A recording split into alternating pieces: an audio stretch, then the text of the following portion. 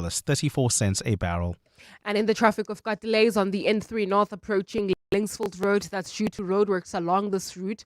There's also some issues reported along the Golden Highway as you leave Eldorado Park. This is due to long-term roadworks taking place along this route, and traffic lights are out of order in Sandton at Rivonia Road and 10th. Please be on the lookout there. And in your sport, a 9-man Bafana lost to Mexico 2-0 in the opening match of the FIFA World Cup.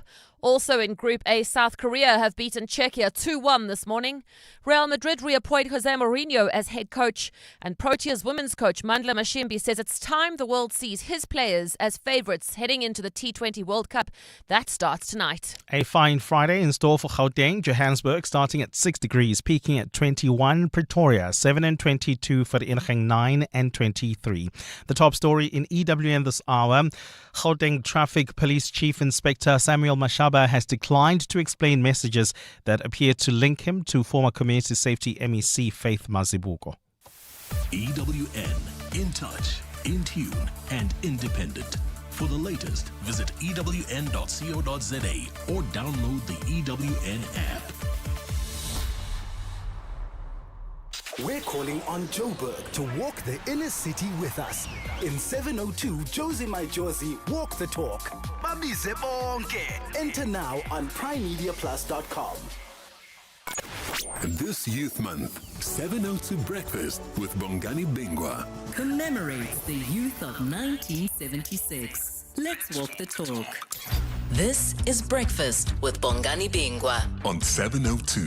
Let's walk the talk. 7 minutes after 6 o'clock. The excitement is a little muted, I've got to tell you. I thought we would be on cloud 9 this morning following yesterday's game. And yes, before you shoot me, I didn't actually stay up to watch it. I told Muteo and Amo I dreamt the score. And I wish there was a way I could prove it. I wish there was a way I could prove that I actually dreamt the score. What I did not dream were the 3 red cards. What I did not dream was the strategy deployed by the coach. Does it give you a sense that he actually even believes in these guys if his approach was to be so defensive? How do we pick ourselves up from this mess? Czechia, is that what they're called now? No longer the Czech Republic. South Korea, I think, are the 2 stronger teams we have to face. Mexico, on paper, always looked the easiest. Those 2 red cards? Was it an overzealous referee, do you think? Was it a coach who ran out of technical ideas and strategy? Was it a coach who doesn't believe in his players? Were the players just too nervous on this big stage? And how do we pick ourselves from here? Let's talk. This is Breakfast with Bongani Bingwa on 702. Let's walk the talk. My name indeed is Bongani Bingwa, and of course on our menu today, the political desk, always a look back at the week that was. But perhaps we've got some bigger issues to consider at the moment. We've got a president who really, quite frankly, has his back against the wall. He's facing an impeachment inquiry process. This, of course, as South Africa's diplomatic isolation is something to be concerned about, growing on the continent in terms of the perceived xenophobia against foreign nationals in South Africa. And I use the word perceived. Just remember that. We've also got, of course, geopolitical tensions that have gone from trade wars into hot wars on the international stage. No longer invited to the G7 meetings, not part of this year's G20. And he's got to maintain a coalition, a fragile coalition, really into its 3rd year, in an election year in which it is very clear the ANC is not going to be winning the majority, at least in the major metropolitan municipalities in this country. How does he deal with all of those? And what would South Africa look like if there was no corruption? If all the money that we allocate for health, for education, for building roads, for building infrastructure, if it went to exactly where it is planned to go, what would life look like in South Africa? We'll speak to the Executive Director of the Pan-African Justice Initiative. Chris Hutting is the Executive Director of the Center for Risk Analysis. Those two key interviews coming up on the program. And then employee well-being is certainly a hot topic at the moment. It is imperative in business, says John Jutson, who's the CEO of Kaelo. Again, he'll be joining us in studio. And the fantastic Lira. She has to be one of my favorite performers in South Africa at the moment.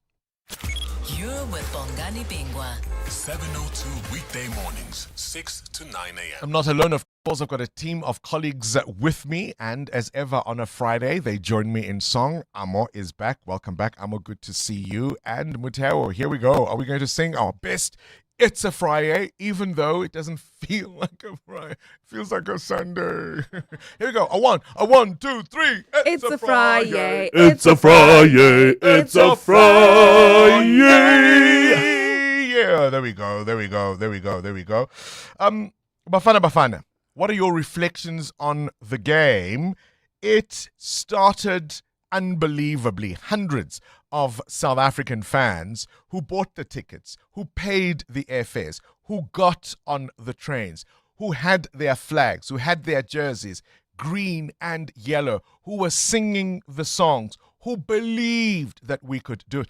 I mean, this is how it started, Amo.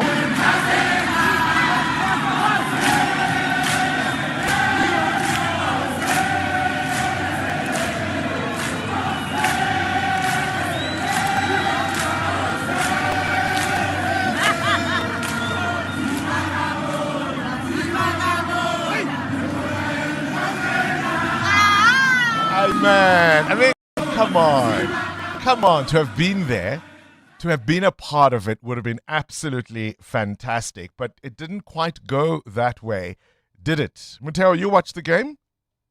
Yeah, I think everything was fine, even where I was watching the game, at the Ivy in Bedford View, and it was a lot of people filling up the place, excited to see Bafana at the World Cup after so long. It's only when we saw the starting lineup that I knew from the get-go. I felt a bit off. I felt like it showed a bit of fear from the coach and the technical team. Yes, we're at a bigger stage and maybe you want to make it. But once you start thinking about respectable scores and keeping the goals down, then you're not there to play the tournament. You're just there to participate, which I didn't like yesterday from the technical team. And I think that's where we lost it, really. Amo, you're a passionate football fan. What were your thoughts? I was disappointed in the way they were playing. I didn't see passion. I didn't see hunger. I didn't see we've been waiting so long to be on this field and therefore we're going to give it all. I didn't see that at all. And so I guess that also speaks to the form of the squad in terms of how Muteo is speaking to how the formation of the team was, that they didn't have or look like they had, sort of like when you know each other so well, it didn't look... They didn't gel together. They didn't gel. So I was not impressed at all. I want to know from 702 Landers, 072 702 1702. We can all sit here and do our post-match analysis and criticism and find all the weak points. How do we pick ourselves up from here? We've got, I think, two stronger teams than Mexico who are there and who mean business. How do we pick ourselves up from this? The coach, Hugo Bruce, looking back on the match, made some interesting admissions. I think we played a good match, except the first 15 minutes we were under pressure. But after that, we did well defensively. We played a very good game. There were some moments in the game that Mexico was desperate to find the spaces. But we made two big mistakes. The first goal, you can't dribble at that area of the pitch, pressure, losing ball and goal. And the second was a little bit higher, but the same thing. We lost the ball, so there are two errors we have to take care of in the next games. And also our game when we had the ball. It was not enough today. Yes, and just talk me through your thinking with the three at the back. Obviously, you've experimented with before, ever since the Cameroon game at AFCON. Why did you feel so confident to start with it today at the World Cup? I think you saw the game. Those who don't have to ask me the question, why did I do that? As again, Mexico was desperate some moments. And also the coach told me after the game. But yeah, when you have the ball, you have to try to be more dangerous. And that was not enough today. All right, Hugo Bruce there defending his team selections. Did you watch the game? We want to hear from you. Let's walk the talk. 702. It's a quarter after 6, 16 after 6. Muter Haripa, you've got a question of your own? Yeah, you had a particular view about this year. Is it going your way? And are you good at picking yourself up when the chips are down? Because we had this big dream over South Africa with growth and everything until, of course, the end of February happened. So I've shared the story, I think, recently where I was asked what I was looking forward to for the rest of the year. Yeah. And I was happy to just say, I'm just cruising. I'm floating. I'm happy to be alive. Letting it be. I'm happy to be here. That's how my year is going. Amo, quick one? Yeah, my hair is going okay. I don't have anything to complain about, really. I mean, there's a lot that's going wrong, or that's, in the greater South Africa. But I'm just happy that my little world is functioning the way that floating. I'm just You're floating. just floating, guys. It's okay to float. 702. Weather. What conditions can you expect on this Friday? A partly cloudy day in store for Gauteng. Temperatures in Johannesburg peaking at 21 degrees. Pretoria 22, Vereeniging 23. Johann Bombela is 24. Mahikeng 25. Bloemfontein 20. East London 22. EWN Traffic. 17 after 6, this EWN Traffic is brought to you by Citroen. Visit your nearest Citroen dealership this June. Test drive or purchase any Citroen and stand to win an all expenses paid world-class rugby experience to South Africa via New Zealand on the 5th of September. T's and C's apply. Amo? Well, Bongani, we've got an accident already on the R21 South. This is just as you come out of Tembisa area. It is causing heavy traffic volumes towards the R23 turn off. Please be on the lookout then. Try to avoid. You still got the R25 to use if you want to avoid that backlog while traveling on the N3 North, queuing traffic between the Elands Interchange and Van Buren Road. That's due to roadworks. More updates coming up. Do stay tuned. There's more EWN on air, online, and on the EWN app. Good morning, Mzansi. It's a beautiful Wednesday. It's Thursday. No. TGIF, am I right? Citroen Super Saturday is back. Yes. Test drive or buy any Citroen and stand to win a world-class rugby experience. South Africa versus New Zealand, 5 September. Double your entries with the all-new Citroen Basalt from 354,900 Rand up to 40,000 Rand deal assist. Book at citroen.co.za. Runs till 30 June. T's and C's apply. It was actually a flawless process. It definitely pays to switch. I wish we had done it sooner. Outsurance business insurance clients know that it pays to switch. And you know, when you claim, your excess is a fixed amount, not a percentage of the claim. For beauty salons, convenience stores, and all other businesses. Get a quote today and see why it pays to switch to Outsurance Business Insurance. Visit outsurance.co.za or call 08600 60,000 today. Licensed insurance FSP. TCs and information online. I'm Samela Kilpoy, an actress and a mum. Do you know what's in your cupboard? I've been trying to be intentional about the food I buy and keep in my cupboard.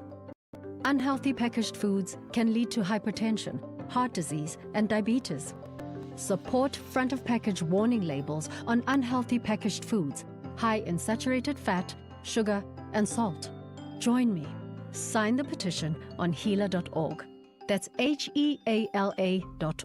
Keep moving through 6 a.m. call times, the rain, dirt tracks, and moving through tight deadlines. Because you move with purpose, from the first stop to the final drop. The Hino 700 truck tractor comes standard with a 6-year drivetrain warranty and advanced safety features tailored to your industry. The Hino 700 is built to fuel your business's progress. Hino, all the way. The Money Show. Weekday evenings at 6.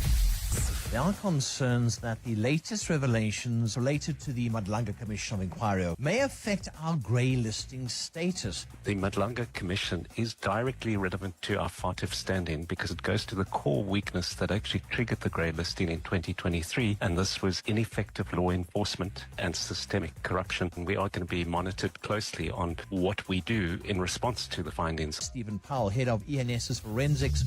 The Money Show on 702. Let's walk the talk. The Money Show is brought to you by Absa Rewards. Get double cash back depending on your rewards tier when an African team scores and wins at the FIFA World Cup 2026, courtesy of Visa. Use your Absa Visa card at rewards partners on match days to score. Join Absa Rewards on the banking app. Your story matters. APS is an authorized FSP and a registered credit provider. T's and C's apply. 702. Add your voice. Have your say. Let's walk the talk. Good morning, Bongani. Hey, Bongos, I think the boys were nervous. Everyone was nervous. There was that noise. I also got nervous while I was sitting in my car on my couch. Then after that first goal, I decided to take my chantasi and go to bed because I saw something was still going to happen there. I decided to go and sleep. Yeah, it's posting here. I think also the booing us. It was just too much. Yeah, our boys couldn't play their football. They were booing us. I don't know why. Hey, it wasn't easy for the guys. Frank from Jamestown. Bye. Frank from Germiston. Listen, as I say, we can tear it apart. My question to you right now is, how do we pick ourselves up from there? We do have a Prime Media Sports account executive who is in Mexico City, and we've been trying to connect to her. And as soon as we can have her on the line, we'll certainly speak to her about what it feels like to be there in Mexico City at the moment. It's just, 22 after 10 o'clock. It's still Thursday, by the way, in Mexico right now. Start your day with Bongani Bingwa on 702. Let's walk the talk. 22 after 6, things you need to know at this hour. Let's start in Northern Ireland, in Belfast. You may remember yesterday John Adderley standing in for Adam Gilchrist in The Worldview, telling us about unrest that has broken out there this week. So it started, in fact, on the 8th of June, where a 44-year-old man, one Stephen Ogilvie, was seriously injured following a stabbing.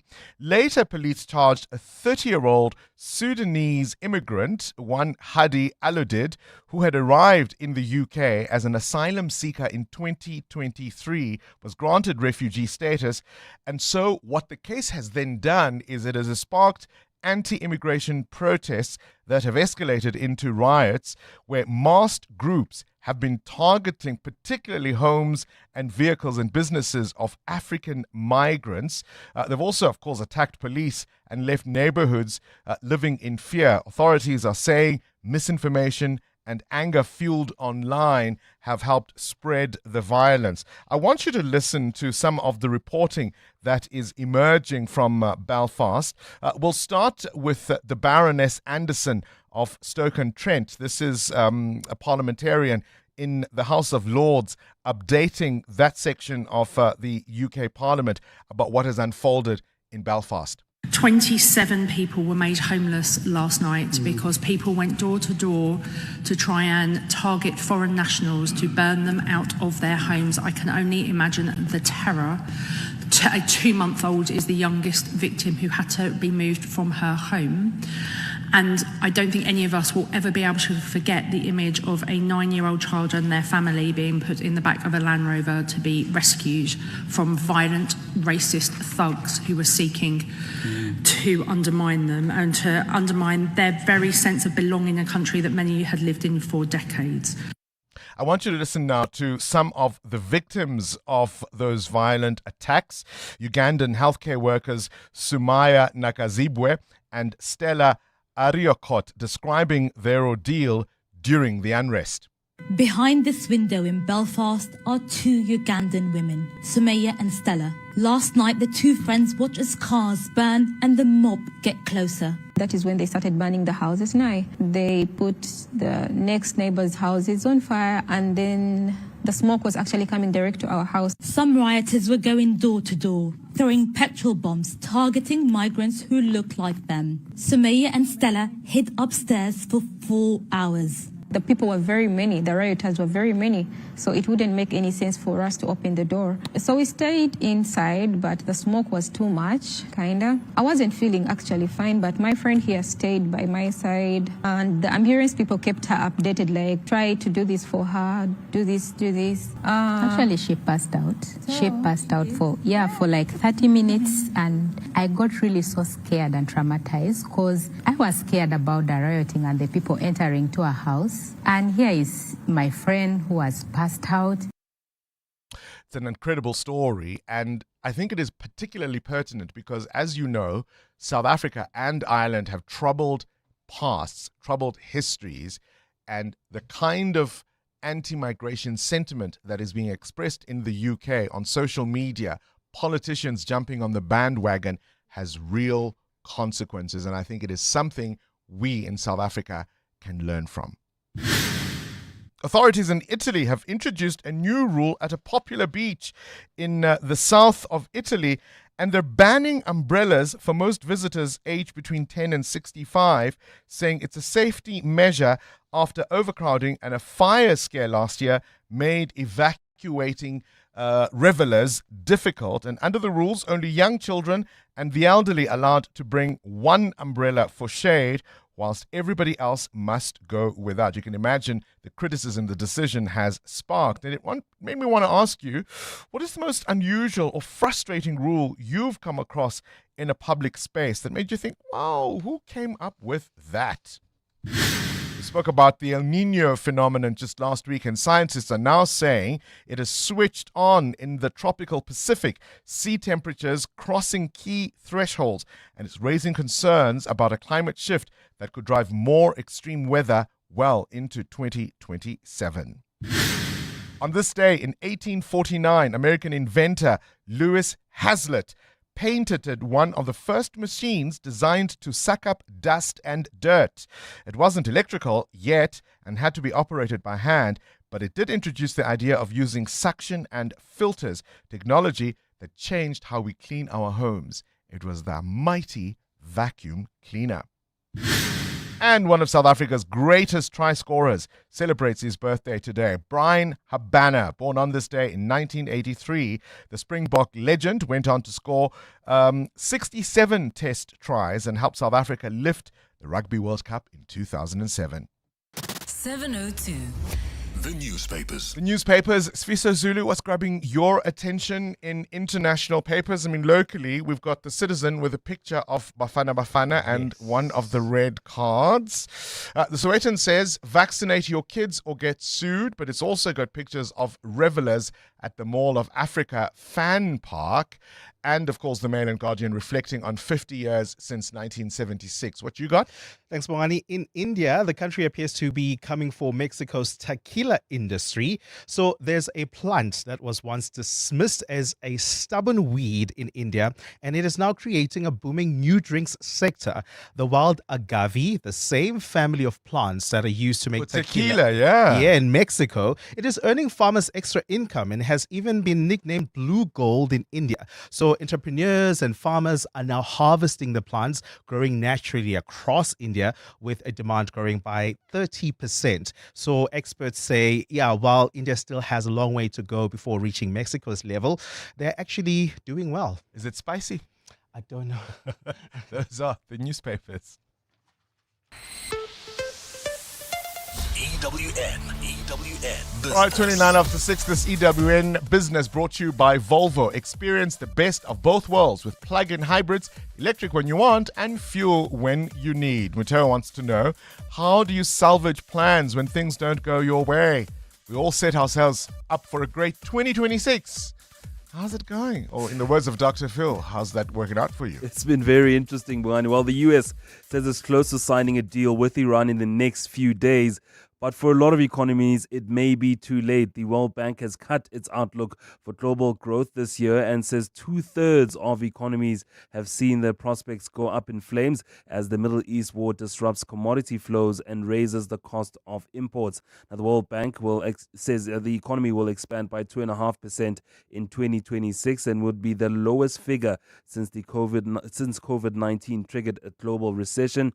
Now, a surge in energy prices since the US-Israeli attack on Iran in February is pushing up inflation and hurting countries that depend on imported fuel, i.e. South Africa. Now, the bank predicts that Brent crude will average $94 a barrel this year, up some 50% from its January projection.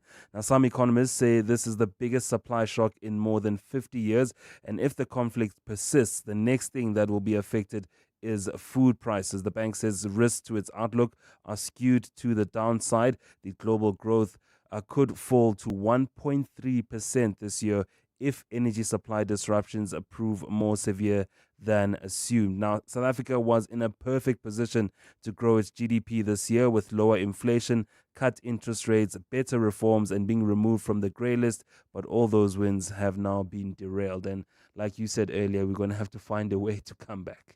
Indeed. Where's the rand? 16 Rand 29 against the US dollar, 18 Rand 84 against the euro, and 21 Rand 85 cents against the British pound.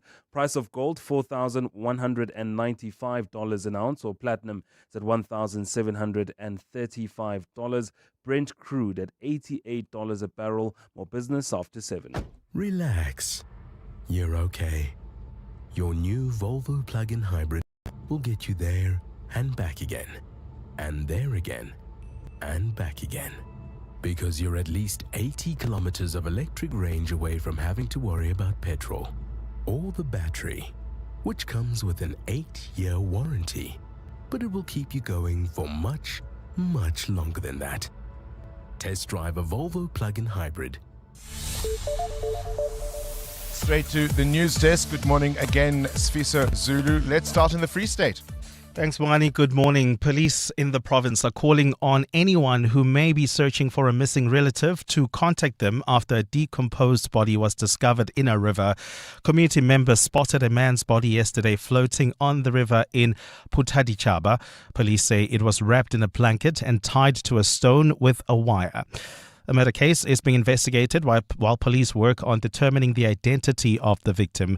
Police spokesperson Makomo Piring. Putadichaba, police are investigating a murder case in which a male person body, which was in a state of decomposed, was found floating on top of the river. Any information that might lead to the arrest and conviction of the suspect or suspect can also be given unto investigating officer Captain Paramente Mutseki. Congregants of a church that was robbed during a service in Cape Town say they will not be deterred from attending worship. A group of armed men entered the Apostolic Faith Mission in the Kosovo informal settlement on Sunday and robbed congregants of their belongings and church equipment at gunpoint. The attack was captured on the church's live stream and later circulated widely on social media, leading to the identity of the criminals. 5 suspects appeared in court yesterday, and the case has been postponed to next Thursday.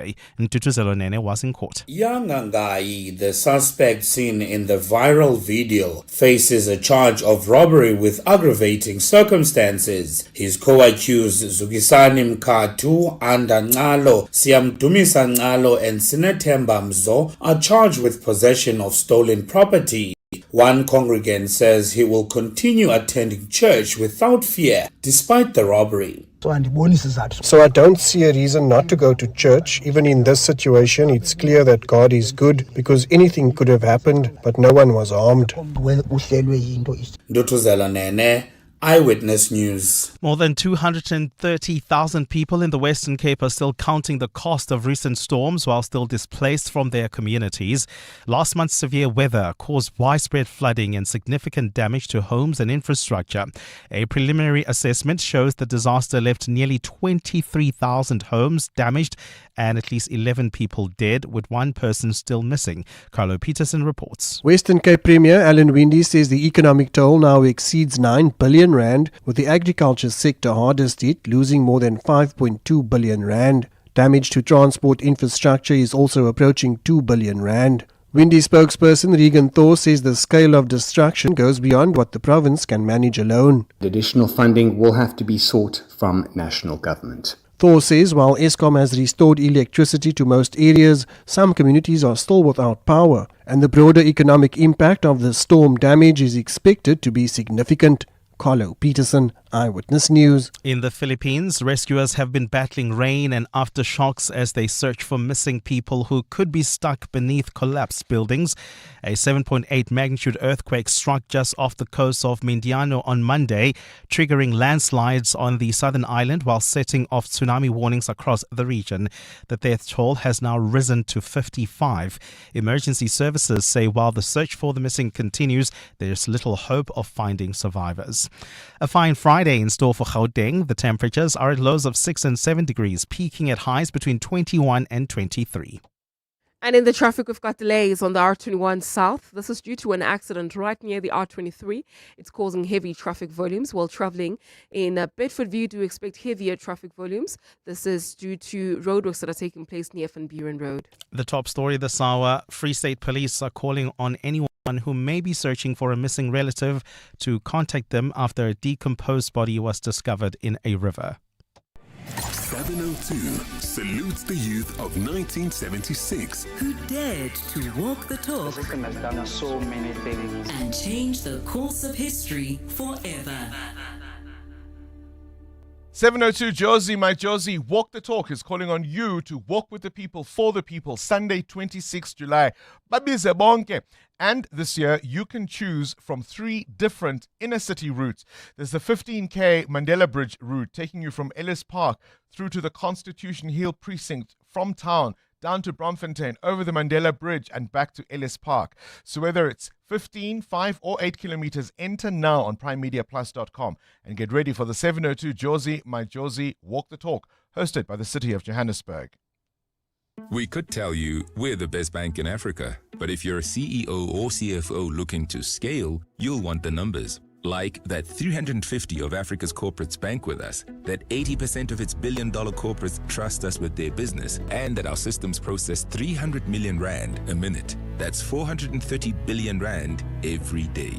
Grow with the bank that does big numbers. Standard Bank Corporate and Investment Banking. Standard Bank is an authorized FSP and registered credit provider. T's and C's apply.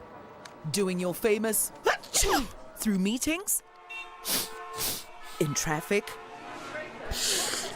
at the store? Don't let seasonal hay fever get in the way of a better you. Unite against allergies with Demazin once a day, providing 24-hour non-sedating relief from symptoms like a runny nose, sneezing, and itchy red eyes. Demazin gets it done. Speak to your pharmacist today about Demazin once a day. My name is Richard Sutton, and I'm the host of the podcast Shift Happens. This podcast is about you and the seasons of growth, change, and transformation that shape who you become. My guests are people who have walked long, difficult roads and along the way developed the tools and skills they needed not just to survive, but to thrive and make a real impact in the world. So if you're feeling stuck, uncertain, or searching for what's next, this podcast is for you. Welcome to Shift Happens. Now streaming on primemediaplus.com, the Prime Media Plus app, Spotify, and Apple Podcasts. Coming up in the next hour, what's the question? And it's brought to you by Outsurance. 3,000 Rand in cash is up for grabs. You need to send us an answer based on something you heard in the show that piqued your interest. For that, you win 1,000 Rand. So WhatsApp us your name and that answer to 072 702 1702. Then later, someone will ask a question that gets to your answer and they will win 2,000 Rand. Now, you always stand a better chance of being selected if you've SMS'd out to Outsurance and got yourself a quote. So do it now. SMS out to 45142 now, and you could save on your car insurance. 702 WhatsApp Bongani on 072 702 1702. Bongani, what an amateur game Bafana Bafana gave us. I'm not happy at all. I'm not happy at all, especially when in the second half we still couldn't attack. We were still at the back. I don't know whether these boys were nervous or what. Even worse, each time we touch the ball, we were being booed. And not only that, Bongani, the whole of Africa were supporting Mexico. Imagine that. I wanted us to win so bad. The second half, when we still couldn't attack, I told my family, look, guys, I'm going to sleep because the second goal is coming. And boy, was I right. I'm not happy at all. As for coming back, I don't think so, Bongani. From here, it's all the way down. Moses. Good morning, Bongani and team there. Oh, the coach did something very strange indeed. I wonder why he was changing the formula he has been using all along. How could he on earth put 5 defenders and this Lion Foster from a team that has been relegated in England? It's one of his favorites. Oh, what a performance on earth. This is all dampened all of us. It's too bad. It was a sad day. It is indeed. Until now. Thanks, guys. Enjoy your day. Morning, Bongs and the team. Amadala ungena amakhazi emadolweni. Unobugwala. Mina, where I come from, the best way to defend is to attack. So I don't know what to do. Very disappointed. But oh well, we soldier on. But with this approach, spirit is down. I don't want to lie to you. For me, Aubrey from Sprayview. Aubrey from Sprayview, as I said earlier, and many others were sending voice notes. Look, we can all dissect it. Hindsight is always, what do they call it? 20/20 vision, right? Hindsight is 20/20 vision. We can all say we can go back to the team announcement, right? Mateo and I did say it was defender heavy from the day the teams were announced. So yesterday perhaps should not have come as a surprise. All right, we lost the game. How do we pick ourselves up from here? What's your feeling about what we should do against the two, I think, stronger teams that we are going to be facing in the next games? So let's look ahead. Let's think positively. What can we do to pick ourselves up from here? Good morning, Bongani and the team. Way forward, please, no Foster in the team, as I believe. Then we'll be fine. Let's start with the team we ended with. Thanks. EWN Sport. Well, this EWN Sport is brought to you by Checkers. The Checkers XXL Savings Championship is here, and with Checkers, everyone can save. Extra Savings members can get 25 million rand in daily savings on everything. Cindy Paluta, I mean, this is the big story. What would it be? What would the opening story of the day be? Yes. You know? I'm sure people are hoping I will start with the men's hockey from last night, although we didn't win there either. But yes, the opening match of the FIFA World Cup really was something. And I must be honest and say that after that first goal went in after 9 minutes and I was watching the way the players were playing, I was like, okay, I did say I'd stay up for the full 90 minutes. But I turned to my daughter and I said, no, this is junk. I'm going to bed. Like literally, and it's sad to think that you didn't have hope that they would come back. Yeah. And then I was even more disappointed when I woke up and saw we had 2 players sent off. So if you missed it last night, Bafana losing to Mexico 2-0, it was Quinones with the opening goal straight through goalkeeper Williams' legs in the first half. And then after the break, Jimenez headed in the second. The 2 players sent off, one in the 49th minute, Setole brought down Guterres outside the box, and then in the 84th minute, Zwane sent off after a VAR review for appearing to strike Alvarado in the face. Bafana coach Hugo Broos defended his side's performance. I don't think it's a dropping standards of my player. It's just the fact that this level is much higher than whatever level. You're playing World Cup, you play against a good team. We played a good game. I saw a desperate Mexico some moments in the game. They didn't know what to do with the ball. The organization was perfect defensively. At the other side, offensively, I think we have to improve. I just, even, and I don't know if it's about the accents, but I'm having Philippe Troussier trauma in my head. So I want to remind everybody that up until the World Cup, Hugo Broos was your hero because he got us to the World Cup. So I would just like to take that moment. Defender Nkosinati Sabisi, who is the Orlando Pirates captain, still feels proud of his team. Tough day at the office, we'll take the positive from this game. I don't think we played that bad to deserve such a result. I think it was a game of moments, where they capitalized whenever we made mistakes. But, we have another game coming up and we'll look to rectify those mistakes. Also in Bafana's group this morning, South Korea, Republic of Korea, beat Czechia 2-1. Tonight, Canada plays Bosnia-Herzegovina at 9. In La Liga, Real Madrid confirming the reappointment of Jose Mourinho's head coach on a 3-year deal. In cricket, the Women's T20 Cricket World Cup opens tonight, England against Sri Lanka. Tomorrow, the Proteas open their campaign against Australia at 3:30 in the afternoon. Though the Proteas women have made the final in the last 2 editions, they're still not regarded as favourites. Coach Mandla Mashimbi. To be honest, people are entitled to their own opinions.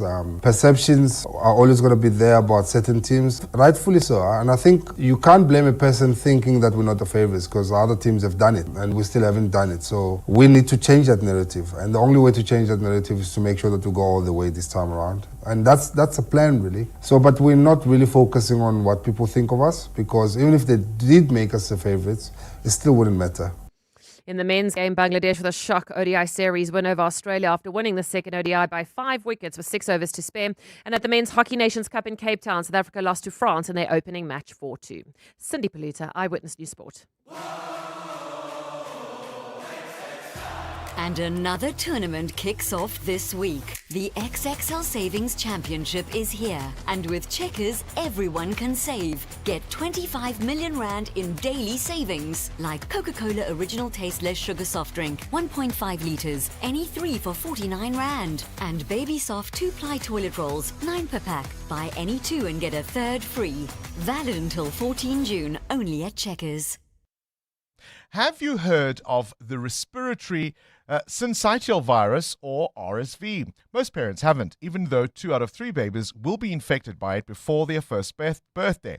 For most babies, RSV causes mild cold-like symptoms, but for some of them, it can get worse and lead to bronchiolitis or pneumonia, which might require a trip to the doctor or even lead to hospitalization. While Sanofi is working to support families during RSV season by sharing guidance on simple preventative steps to keep your baby safe. Meet Abo, good South African and proud e-hailing driver. One day, he picks up passengers mid-fish and chips feast. Yo, sauce flying, vinegar spraying, then boom, tire taps out. Abo, chill. He's got budget insurance e-hailing cover with 24/7 roadside assist. So, no matter how saucy things get, Budget's got his back.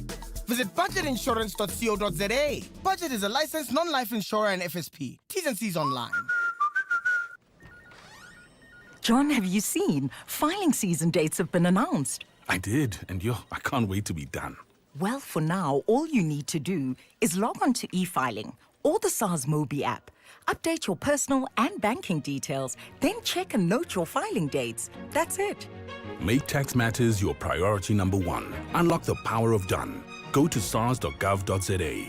SARS, at your service. Kaelo Lifestyle, a mental wellness and support program for employees and their families, is calling on you to take a step towards better mental health. As the mental wellness partner of 702 Josie My Josie Walk the Talk, Kaelo is bringing even more purpose to the walk.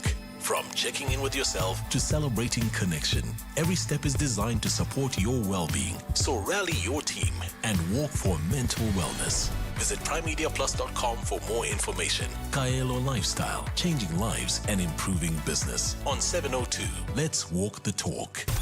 The brainy kids of the Whiz Quiz. On 702. Hi, I'm Kuzila, and I'm from Radford House. When I grow, I want to be a mathematician, and I'm excited to go on the Whiz Quiz. 702. Coming up at 7:15, the big interview. EWN Traffic. This EWN Traffic brought to you by Outsurance. SMS out to 45142 now, and you could save on your car insurance if you don't ask them for 500 Rand. Amo? Well, Bongani, we've got an accident in Kelvin along the N3 North. It happened right after Marlborough Drive, causing delays. And there's another accident scene reported on the R21 South, approaching the R23. It's also causing heavy delays. I'll have more details coming up. Stay tuned. There's more EWN on air, online, and on the EWN app. Things people stress about in traffic. Number 47. Did I turn the iron off? Oh, the inner turmoil. Well, with the Outsurance pointsmen on your route, at least the traffic is one less thing to stress about. The Outsurance pointsmen have been easing traffic congestion so we all get to where we need to be quickly and safely for the past 20 years. With Outsurance, you really always get something out. In partnership with 702. Outsurance is a licensed insurer and FSP.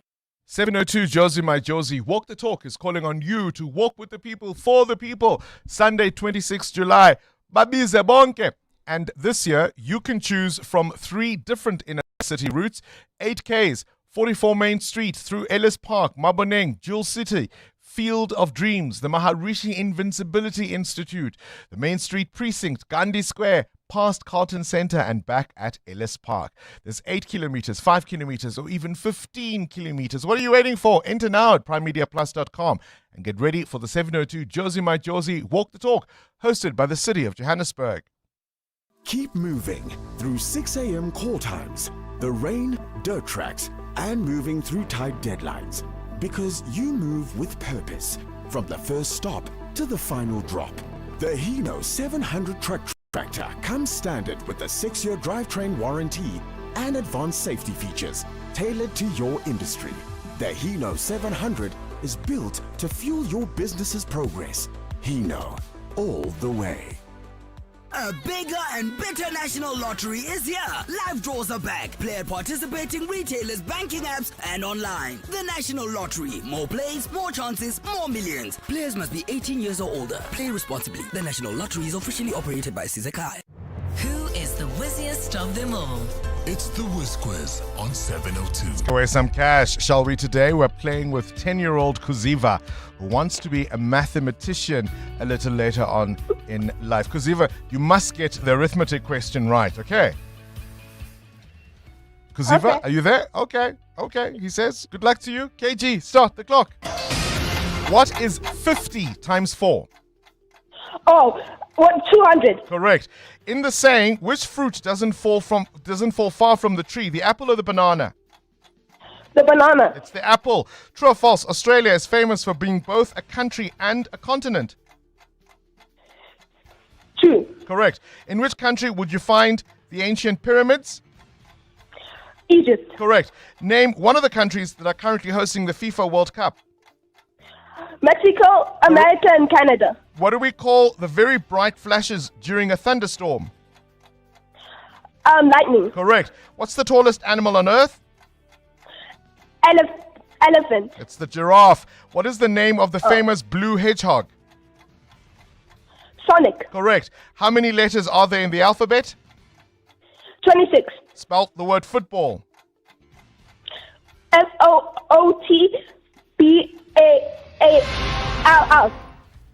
Did you say AA? All right. The judges will give it to you. The judges will give it to you. A really good round there for you. I think you'll kick yourself for the apple and the giraffe question in particular. But Kuziva, not a bad round. You walk away with 800 Rand. Remember, you must be age 10 to 13 to play the Whiz Quiz.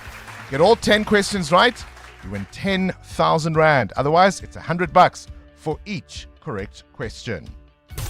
The brainy kids of the Whiz Quiz On 702. 702. The Political Desk. Typically on the political desk, we look back on the week that was. Perhaps we need to look at the present and where the future of the country might be going. Ramaphosa's Nkandla moment will determine SA's investment case is an argument made by writer Chris Hatting, who says that President Cyril Ramaphosa is facing a major political test similar to the challenge that Jacob Zuma faced during the Nkandla scandal. And so the question must be asked, how pivotal is this moment? Chris Hatting joins us now on the line, the Executive Director for the Centre for Risk Analysis. Chris, a very good morning to you and thank you for talking to us on 702 Breakfast. Good morning, Bongani. Thanks for the opportunity. All right, firstly, let's start with your comparison of these two moments. What prompted that comparison? Well, for President Ramaphosa, given that he's been so strong in the ANC for such a long time, he's still the most popular political figure for them and for and versus other politicians. We see it in our own polling year after year and in other organizations polling as well. If you compare to how popular former President Zuma was as well, and if you link that then to how for President Ramaphosa, a big part of his legacy is, number one, the unity of the ANC, and number two, the reform agenda that he's been driving through things like Operation Vulindlela. If the fallout now from the Constitutional Court judgment means that reform is stalled and that the ANC possibly doesn't necessarily break apart, but does lead to more factionalism and infighting, it does hurt his long-term legacy in similar ways to how President Zuma's legacy was damaged. I mean, it's the perfect political storm, is it not? It's an election year. We've got geopolitical crises from trade wars to actual wars, increasing diplomatic pressure, I would say, certainly from the United States, and due to the perceptions about growing xenophobia in South Africa from the rest of the continent. He's dealing with crime, the economy, and people are saying the hard-won gains of the reform agenda are being tested. In that milieu, then, how have the president's personal, legal, and political woes affected him? Have they weakened him? I think they've weakened him in the sense of the reform agenda, and maybe if we think about the bandwidth that is available for the presidency to push reform. So a lot of what's been done through things like Operation Vulindlela is almost centralizing, not necessarily power, but centralizing political will and making sure that the presidency pushes different departments, different agencies in government to push through the reforms that the president, that government, and that business have been trying to push through things like electricity, logistics, crime, and security. And given these legal challenges, that takes up a lot of not only time, attention, skills from the president and those around him, of course, his advisors as well, not these legal advisors, but the rest of the government as well, where different departments under different ministers, different political parties now with our GNU, they will want to pursue different kind of goals, all towards the overall goal of higher growth. But you've got less bandwidth to engage with the president. He has to focus on certain other things. So where do you prioritize? Where does the focus go? Which reforms are championed when there is now even more limited time? If you look at the timeline towards the local government elections and, of course, towards the ANC's next elective conference at the end of 2027, that runway then becomes even shorter. What does that mean for South Africa's investment case? I mean, if you think, for example, about getting off the grey list, right, we are now hearing increasingly from the Madlanga Commission evidence around illicit money flows, or at least unexplained money. And yes, you can argue that some of what we are hearing happened some time ago, but if the president himself is similarly implicated, do the people in Paris have another look at us and say, hang on? I mean, they might do. The grey listing process is always a long-run process. So whether you are removed or placed on the grey list, that it's always sort of long-term reviews and investigations.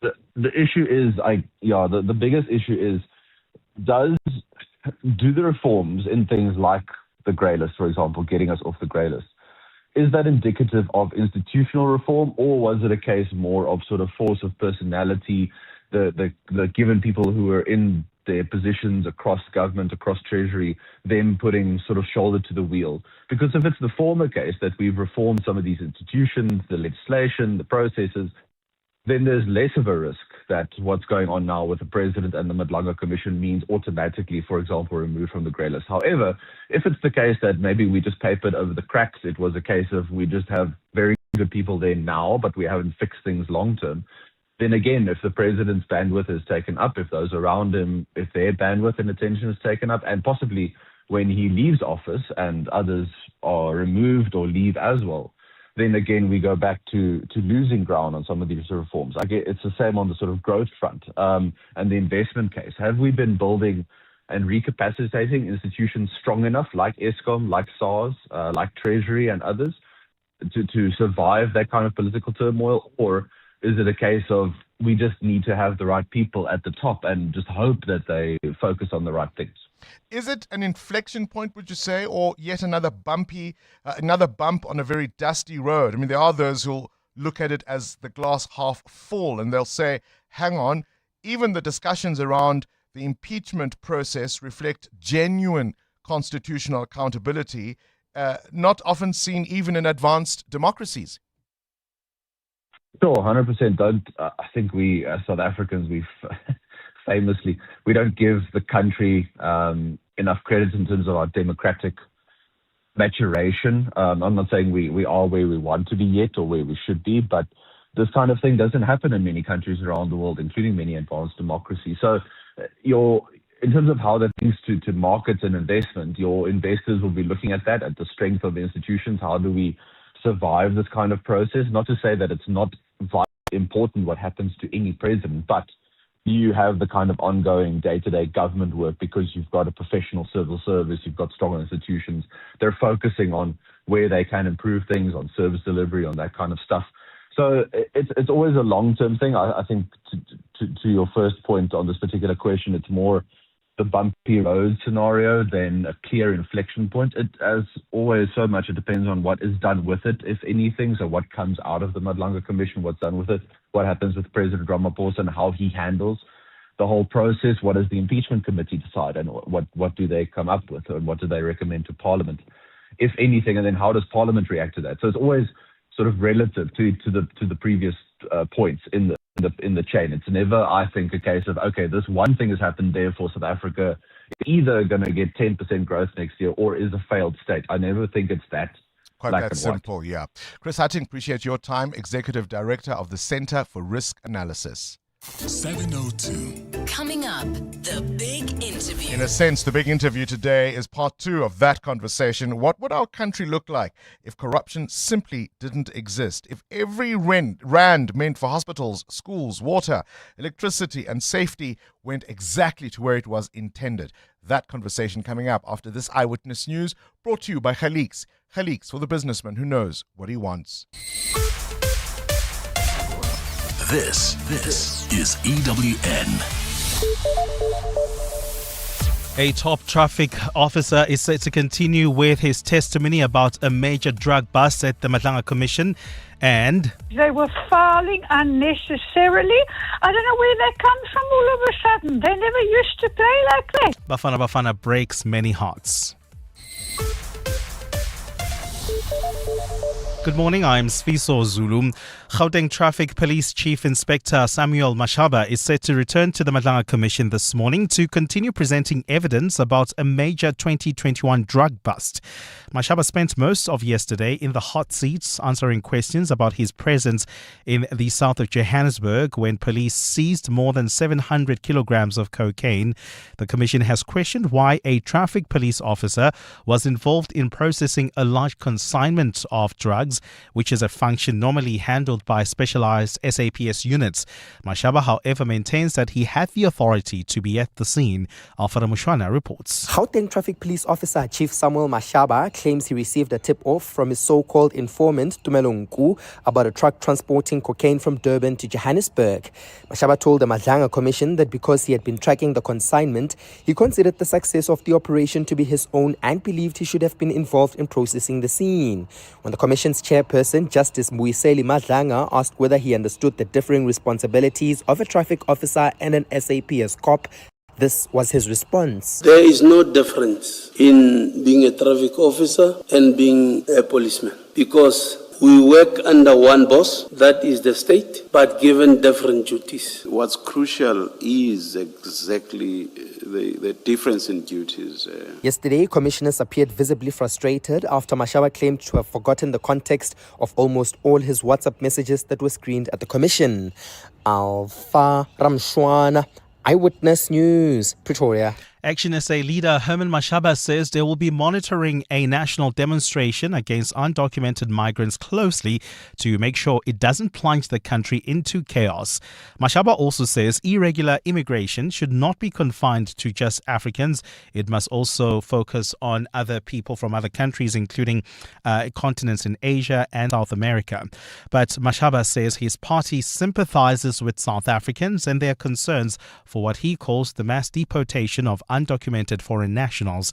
Babalon Denza reports. Briefing the media in Parliament yesterday, Herman Mashaba said his position on illegal immigration has been consistent since his days as Joburg mayor. He says immigration authorities have allowed a situation where immigration has been left unchecked and has managed to reach crisis levels. But Mashaba says the June 30 planned national shutdown by organizations like March and March should be closely monitored.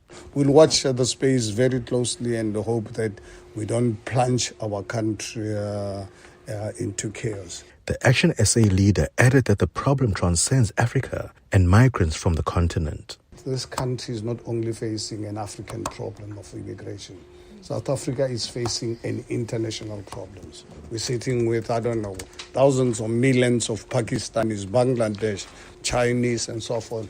Mashaba says people don't just take to the streets for no reason, and authorities should be sensitive and listen to their concerns. Babalon Denze, Eyewitness News, Parliament. Meanwhile, in KwaZulu-Natal, Premier Thamsanqa Ntuli has cautioned civic groups that are against undocumented migrants to ensure that their demonstrations do not end up by being hijacked by crime. Ntuli yesterday met with the United Nations Human Rights Commission for Refugees and High Commissioners of Pakistan and Mozambique. Nhlanhla Mabaso reports. It's been nearly 6 months since protest action against illegal migrants started in Durban and the demonstrations that started over the enrollment of pupils at the Eddington Primary School have since spread across the country. Yesterday, KZN Premier Thamsanqa Ntuli met with the United Nations Human Rights Commission, who requested the meeting to express concerns over the recent protests. Ntuli briefed journalists after the meeting. To register frustration and concerns about undocumented foreigners is the right thing to do, but ensure that you do not allow criminal elements to hijack a very important platform to encourage a program of action by government that will deliver a turnaround regarding the challenges posed by the undocumented foreign nationals. Meanwhile, the provincial government is expected to host a provincial summit on illegal migrants just 5 days before the shutdown. Nhlanhla Mabaso, Eyewitness News, Durban. And some fans have expressed disappointment in Bafana Bafana's performance during the opening match of the FIFA World Cup with Mexico. South Africa's campaign got off to a difficult start after going down 2-0 to host Mexico at the iconic Estadio Azteca Stadium.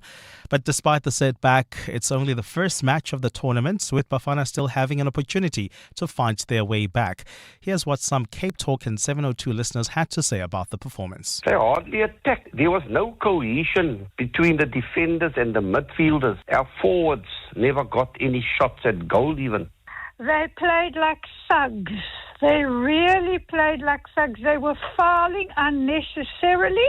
I don't know where they come from all of a sudden. They never used to play like that. The body language, that is my problem now. Don't they know that they are in a competition?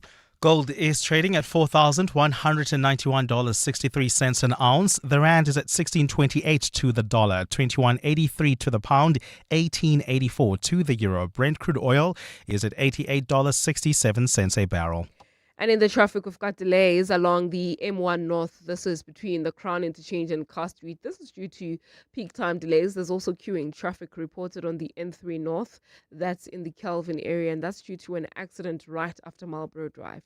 And in your sport, Bafana coach Hugo Broos said it should not have been a red card for Themba Zwane in the team's 2-0 loss to Mexico in the opening match of the FIFA World Cup. Also in Group A this morning, Korea Republic came from a goal down to beat Czechia 2-1.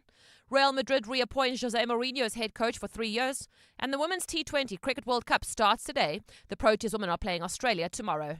A fine Friday in store for Gauteng. Johannesburg is at a low of 6 degrees, peaking at 21. Pretoria, 7 and 22. Vereeniging, 9 and 23 degrees.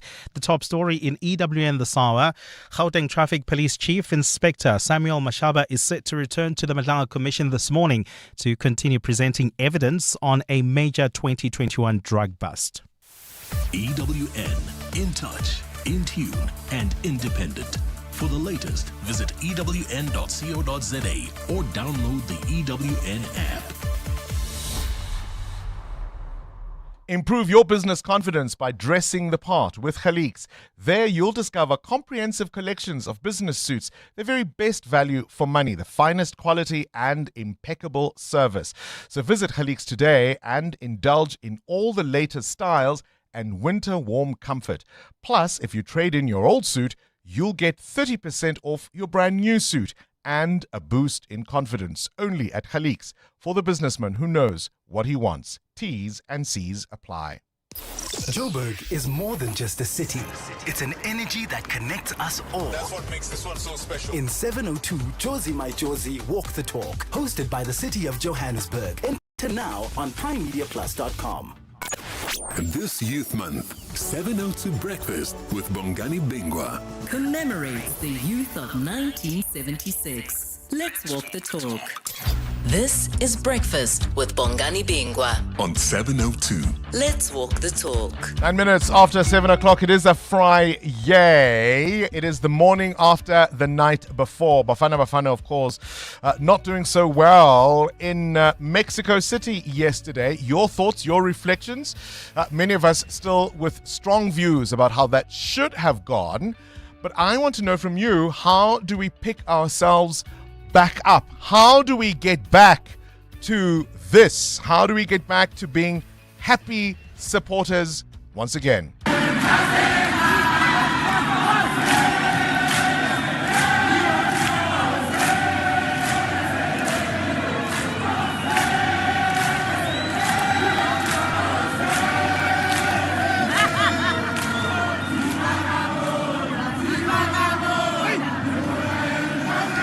Oh man, that was the atmosphere in the stadium. Hundreds of Bafana Bafana supporters traveling to go support the boys. And I'm still hopeful. Hopeful we can scratch something out of this. We can pull a rabbit out of a hat.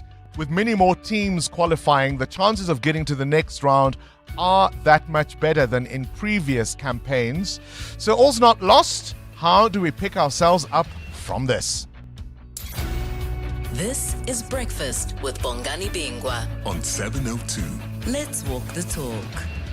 11 after 7. Here's a cautionary tale. We've been telling you about the unrest that has broken out in Northern Ireland following the stabbing of a 44-year-old man, Stephen Ogilvie, seriously injured. And of course, the stabbing was recorded in a video that has since gone viral. Police have charged a 30-year-old Sudanese immigrant who was an asylum seeker, granted refugee status. And what that has done is it has sparked anti-immigration protests in Northern Ireland. It's all escalated into riots where masked groups were setting homes and cars on fire, attacking police, neighborhoods left in fear. I want you to listen now to Owen Jones, who is a journalist covering the unrest, who is speaking about the violence in Belfast. And he argues that this is something that goes beyond ordinary unrest. Firstly, we need to be clear, this isn't a protest, it's not a riot, it's a pogrom. There was a systematic attempt to try and force people who are black, who are migrants, out of Northern Ireland and out of the UK. That's what this is about. And what you mentioned a nurse. I saw an interview with a black nurse who'd come to Northern Ireland to help people there, to save their lives, to help them when they're sick. She got burned out of her home. People are being burned out their home because they're black, because they're migrants, including little children.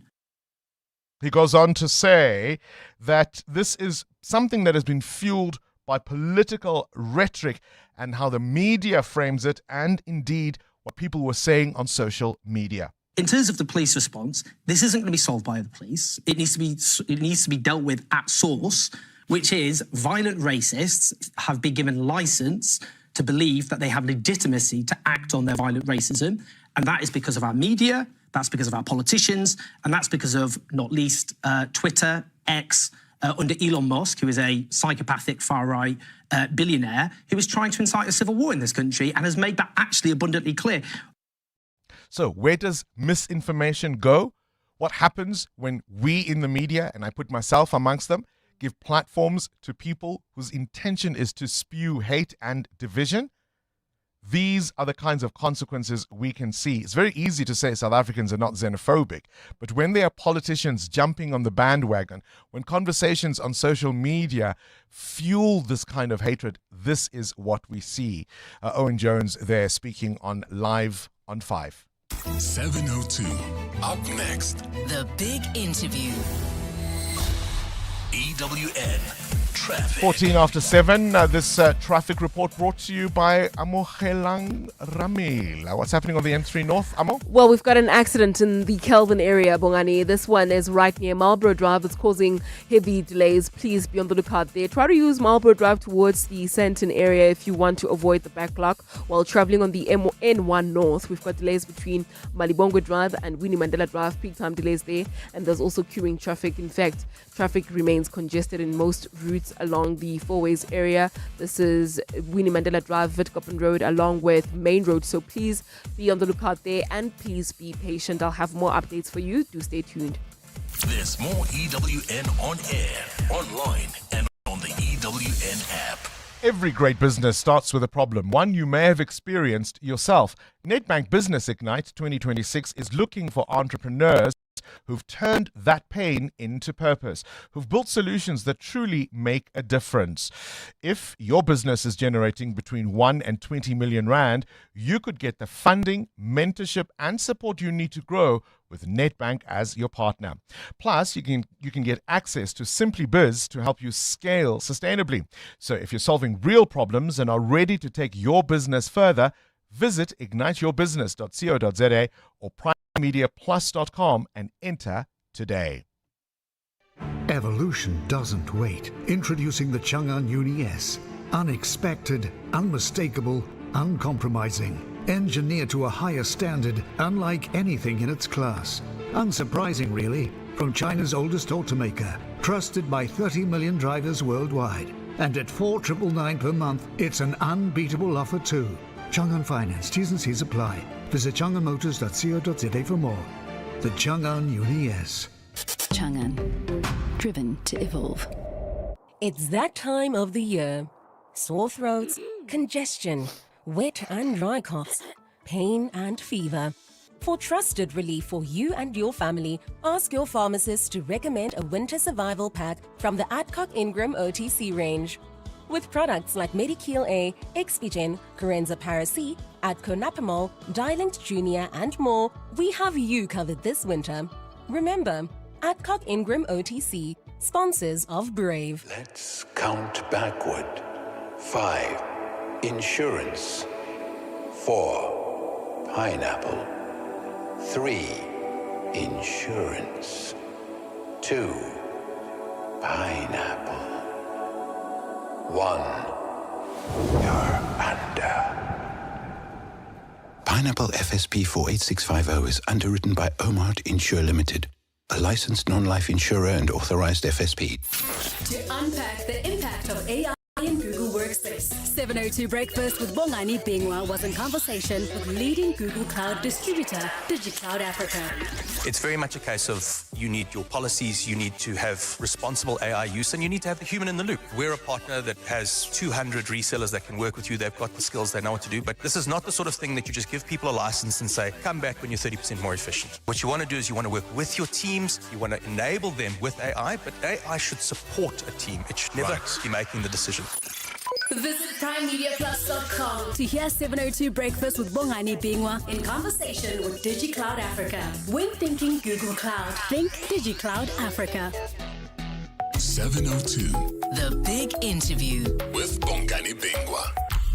17 after 7, on to this now. So, what would our country look like if it was corruption-free? A country where every rand meant for hospitals, for schools, for water systems, for our roads, for safety, got exactly to where it was intended. Where young people could walk to libraries without fear, apply for jobs, without needing connections, building their futures in open, safe communities. I think it was on this 27th of April, on Freedom Day, the president speaking about South Africa's rebuilding trust in the criminal justice system, strengthening the police and prosecutors, calling on all South Africans to help create safer communities and a better society. But how do we do that? We're joined today by Kim Robinson, who's the Executive Director of the Pan-African Justice Initiative. A very good morning to you and welcome to 702 Breakfast. Good morning, Bongani, and good morning to the listeners. South Africans are in general frustrated by the things that are happening beyond their control. We often feel as if we were sold a lemon in terms of the society that we have become. Is that a fair assessment of where we actually are? I don't know if we were sold a lemon, but I mean, that things are bitter right now is certainly true. I mean, you ask, what would South Africa look like without the corruption that you described? It would be the society that young people fought for on June 16th. It would be the society that thousands of people struggled for, risked their lives for, gave their lives for, and certainly gave their futures for, and put their hopes in. So I ask you about the lemon because what might the generation of 76 say if, for example, given the survey, for example, by the Afro Barometer, found that, 41% of South Africans are unhappy largely with our democracy, 28% saying they're not very satisfied, another 21% saying maybe fairly, and of course only 7.3% saying they're very satisfied with where South Africa is. I mean, I think we can ask the generation of 76 because some of them are still around.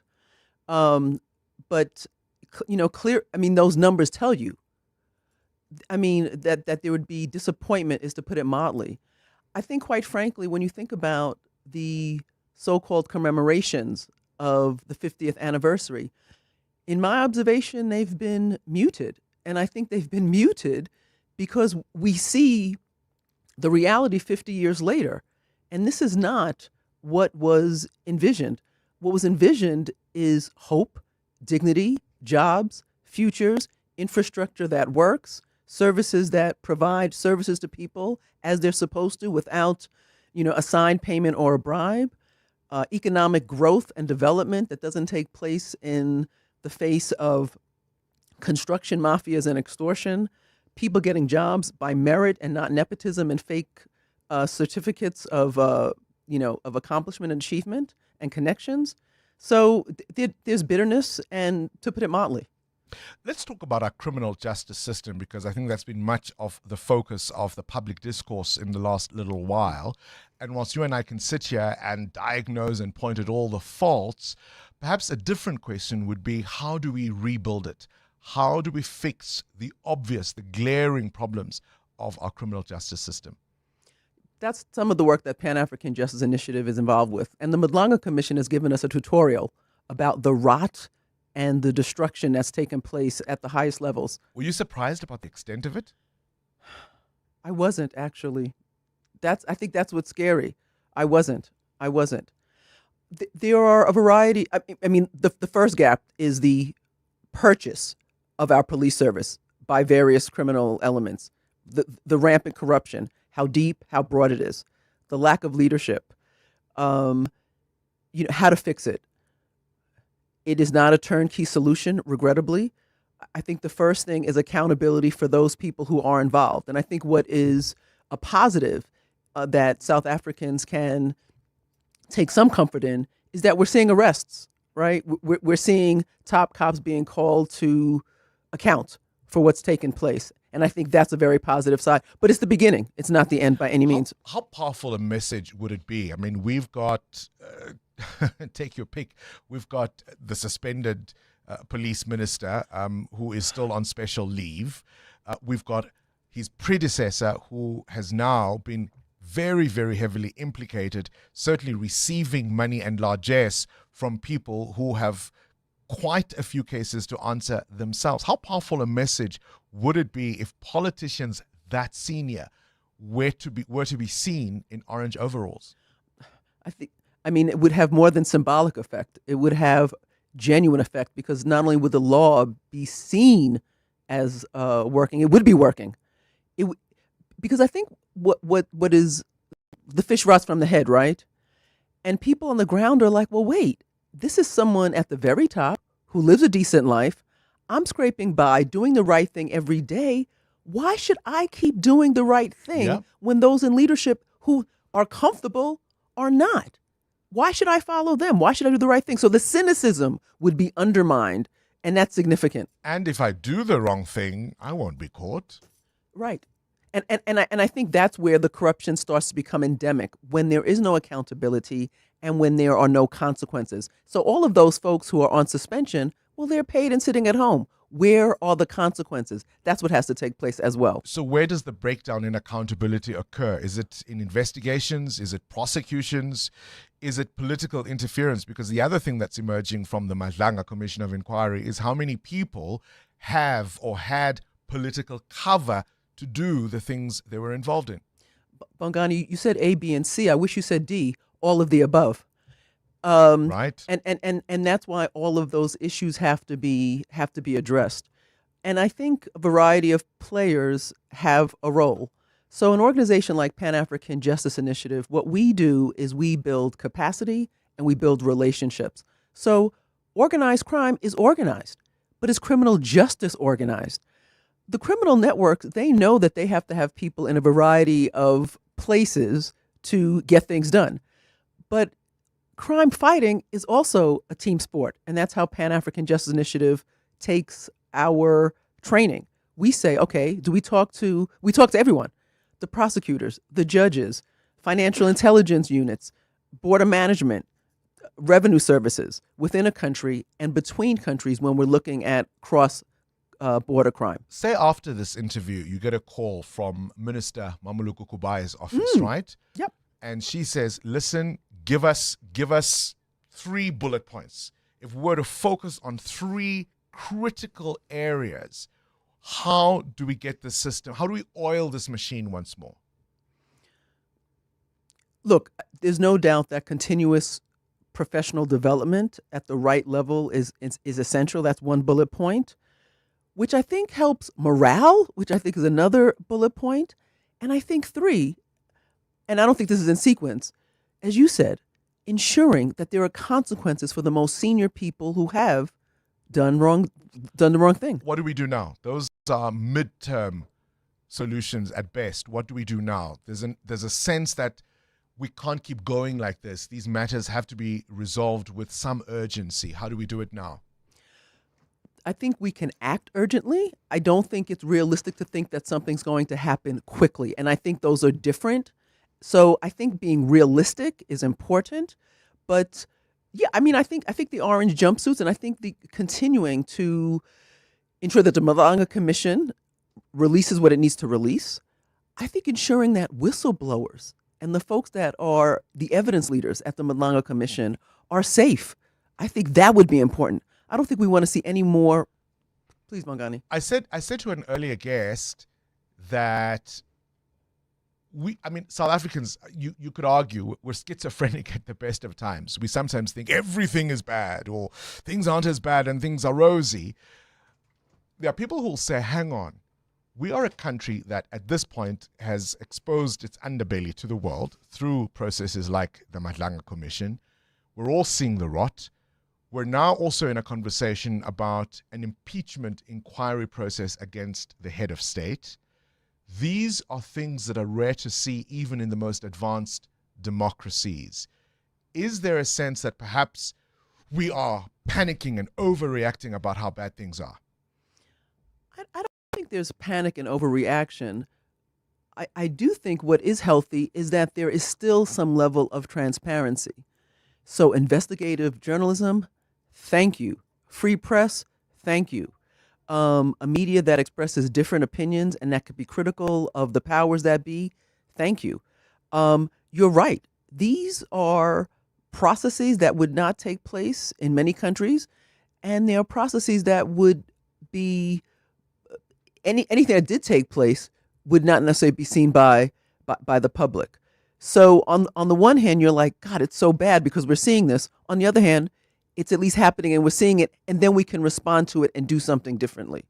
Yours is the Pan-African Justice Initiative. Perhaps as we end this conversation, one of the concerns will be, at least from governments and indeed people from the rest of the continent, about anti-migration sentiment in South Africa. Are we handling that issue correctly? Well, I think the breakdown that you've seen in the criminal justice system, we've seen, quite frankly, in home affairs.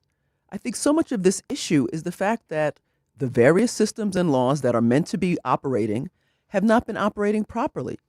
So, Pan-African Justice Initiative, we're about strengthening the systems of the criminal justice system. I think, home affairs needs to get its affairs in order. We're here in Johannesburg. We are a Pan-African Justice Society, so we also have an office in Kenya, and we also have an office in the U.S. Well, I appreciate your time. Kim Robinson is the Executive Director of the Pan-African Justice Initiative. EWN Business. 29 after 7 business news now. Muteo Khwaripe, South Africa posting the widest current account surplus since 2021. That's some good news. Yes, some good news. I think I've been giving out some negative data this week, so I'm quite excited about this one. The country recording its strongest current account surplus since 2021 in the first quarter of 2026, supported by higher exports and lower imports. The surplus increased to 190 billion rand, up significantly from the 50 billion recorded last quarter. The wide current account surplus means a nation exports more goods, services, and investment income than it imports. This increases the country's net foreign assets, reduces its reliance on foreign debt, and also signals a strong global competitiveness. The positive number was driven by stronger exports, including gold and other products. Overall, the current account surplus rose 2.4% of GDP in the first quarter, up from 0.6% in the previous quarter. Let's look at the markets. Yeah, oil down after President Donald Trump claimed that the U.S. is just a few days away from signing a deal with Iran. Iranian state media reported that it was the US that had accepted Iran's proposed text, so a bit of ego-driven messages there. Earlier on Thursday, Trump said he cancelled an upcoming round of US military strikes against Iran because, of course, they are closer to a deal. That's meant the price of oil is down. The rand at the moment, 16 rand 27 against the US dollar, 18 rand 84 against the euro, and 21 rand 82 cents against the British pound. Price of gold, $4,188 an ounce, while platinum is at $1,727. Brent crude now at $88 a barrel. More business after 8. Time now for the latest eyewitness news, brought to you by Outsurance. SMS out to 45142 now, and you could save on your car insurance. If you don't, you can ask them for 500 Rand. And Sfisa Zulu, let's talk about the latest to emerge from the Madlanga Commission of Inquiry. Thanks, Bongani. Good morning. Gauteng Traffic Police Chief Inspector Samuel Mashaba has refused to explain messages that suggest a link to him with former Community Safety MEC Faith Mazibuko. The texts exchanged between Mashaba and so-called businessman Tumelo Nku were presented at the Madlanga Commission of Inquiry this week. In one of the messages, Mashaba appears to urge Nku, whom he has described as his informant, to work together to look after Faith.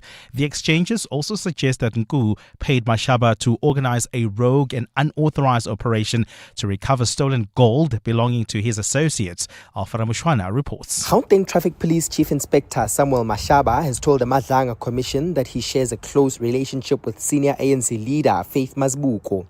Shortly after Mazibuko's appointment as Community Safety MEC in 2019, Mashaba sent a WhatsApp message to his so-called informant, Tumelo Nku, urging him to work together to look after Faith. The exchange, however, does not explain what they meant by looking after the MEC. When evidence leader Lee Sigels Ngube asked him to clarify the message, Mashaba said he could not remember the context of the conversation. Not that I don't want. Honestly, I don't know. You must know what it is that you had in mind to look after her with Mr. Nku, whatever benefits were going to come from there. You must know. Mashaba claimed he could not remember the context of almost every single one of his WhatsApp conversations with the so-called Mr. Nku, a response that appeared to frustrate the commissioners. Alpha Ramshwana, Eyewitness News, Pretoria. Free State Police are calling on anyone who may be searching for a missing relative to contact them after a decomposed body was discovered in a river. Community members spotted a man's body yesterday floating on the river in Putadichaba. Police say it was wrapped in a blanket and tied to a stone with a wire. A murder case is being investigated, with police working to determine the identity of the man. Police spokesperson Makomo Puring. Putadichaba police are investigating a murder case in which a male person body, which was in a state of decomposed, was found floating on top of the river. Any information that might lead to the arrest and conviction of the suspect or suspect can also be given unto investigating officer Captain Paramente Mutseki. The Automobile Association of South Africa says the Kia Sonet and the GWM Jolion have failed standard safety tests. The findings are included in the latest Safer Cars for Africa program, in which the association crash tested 34 entry-level models. It says it uses a 5-star rating system to measure vehicle structure, airbags and electronic safety features. The ASCO Bobby Ramagwede warns that any cars scoring below 3 stars is considered to have failed. Today, it's with great disappointment that we announce that the Kia Sonet has received a 1-star adult protection rating and the GWM Jolion received a 2-star adult protection rating. Now, in the eyes of the AA, that's a fail. We generally recommend to consumers that if a vehicle scores anything under 3 stars, that they should just not buy that vehicle. Ramagwede says manufacturers are meeting only the minimum legislative safety requirements. Manufacturers completely capable of manufacturing safe cars, which is what they do for the European market and the Australian market. We find it very difficult to consume and accept that they would deliberately cut safety corners for this market, knowing very well that it's fairly easy for them to just deliver the same product that they sell in Australia. And rescuers have been battling rain and aftershocks as they search for missing people who could be stuck beneath collapsed buildings in the Philippines. A 7.8 magnitude earthquake struck struck just off the coast of Mindiano on Monday, triggering landslides on the southern island while setting off tsunami warnings across the region. The death toll has now risen to 55. Emergency services say while the search for the missing continues, there's little hope for finding survivors. A fine Friday in store for Gauteng today. The temperatures are at lows of 6 and 7 degrees, peaking at highs between 21 and 23. And in the traffic, we've got delays on the N3 North. This is between the Elands Interchange and Van Buren Road. That's due to roadworks. While heading towards Florida, do expect heavy traffic volumes on the N1 North. This is just as you approach Albertina Sisulu Road. The top story this hour, Gauteng Traffic Police Chief Inspector Samuel Mashaba has refused to explain messages that appear to link him to former Community Safety MEC Faith Mazibuko. Outsurance can't improve your parallel parking skills, but they could improve the car insurance premium you currently pay. Get a quote today, and if Outsurance can't save you money on your car insurance premium, ask for 500 Rand cash. Make that 1,500 Rand if you've been claim-free and with the same insurer for 3 years. Get a quote and get savings or cash. Either way, you win. SMS out to 45142. That's out to 45142. Outsurance. Licensed insurer and FSP. T's and C's online. From stunning goals to stunning upsets, stay on 702, K-Talk and EWN.co.za to stay up to date on the world's biggest tournament. Mzansi, Akwele asked, and you chose. The brand new delicious mango sparkling flavor is here.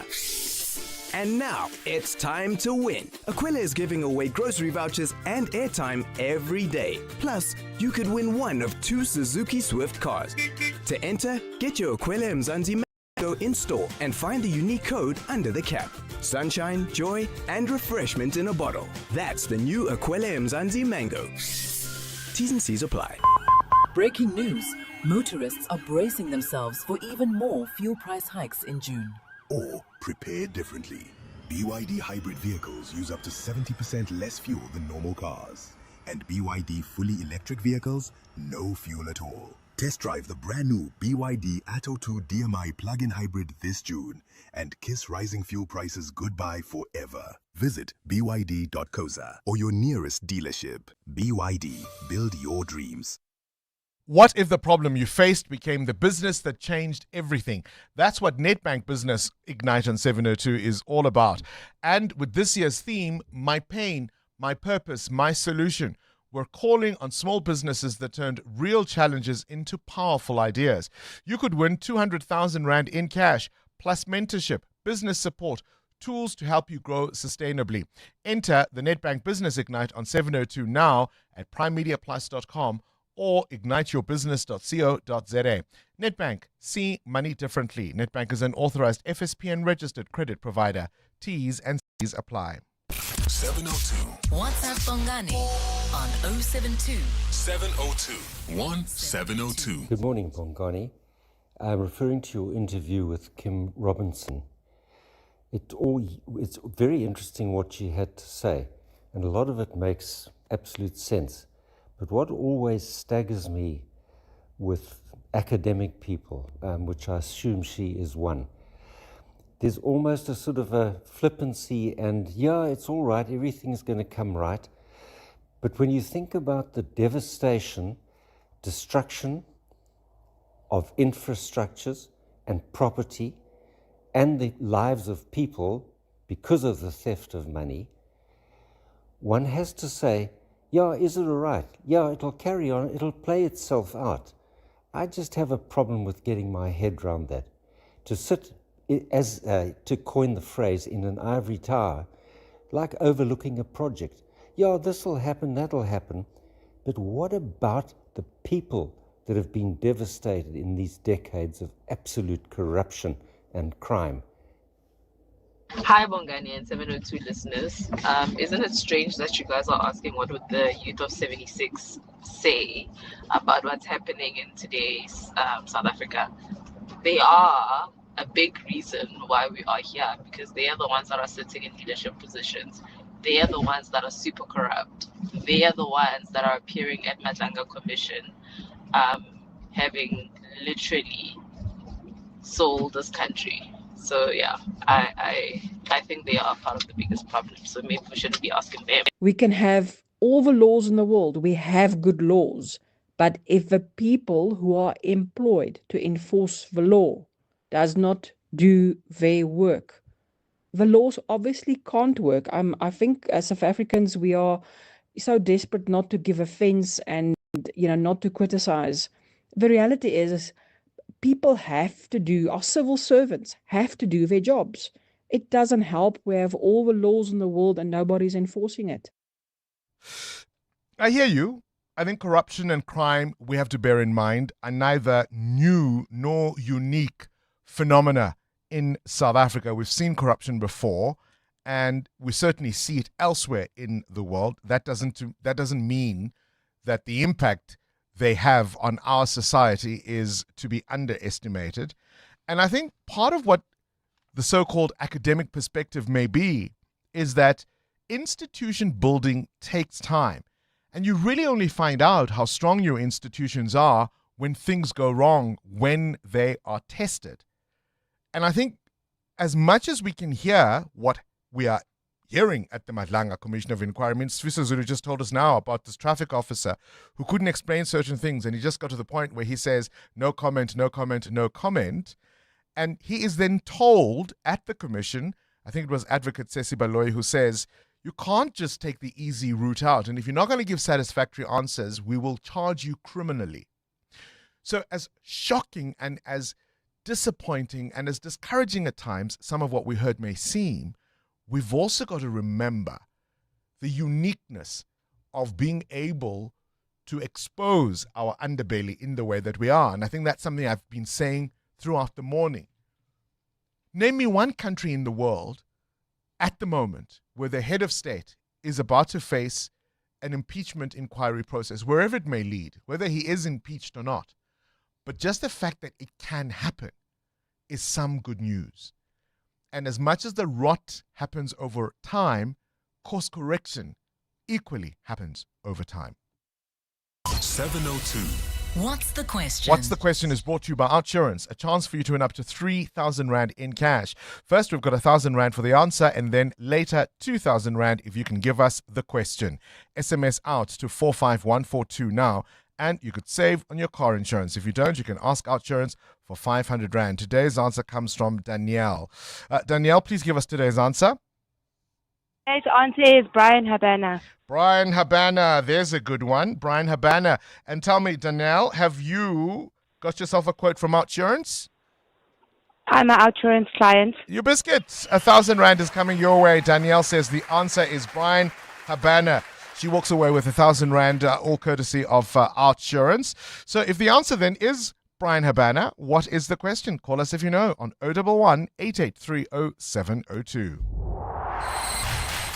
EWN Sport. This EWN Sport is brought to you by Checkers. The Checkers XXL Savings Championship is here, and with Checkers, everyone can save. Extra Savings members get 25 million Rand in daily savings on everything. Cindy Peluta is here.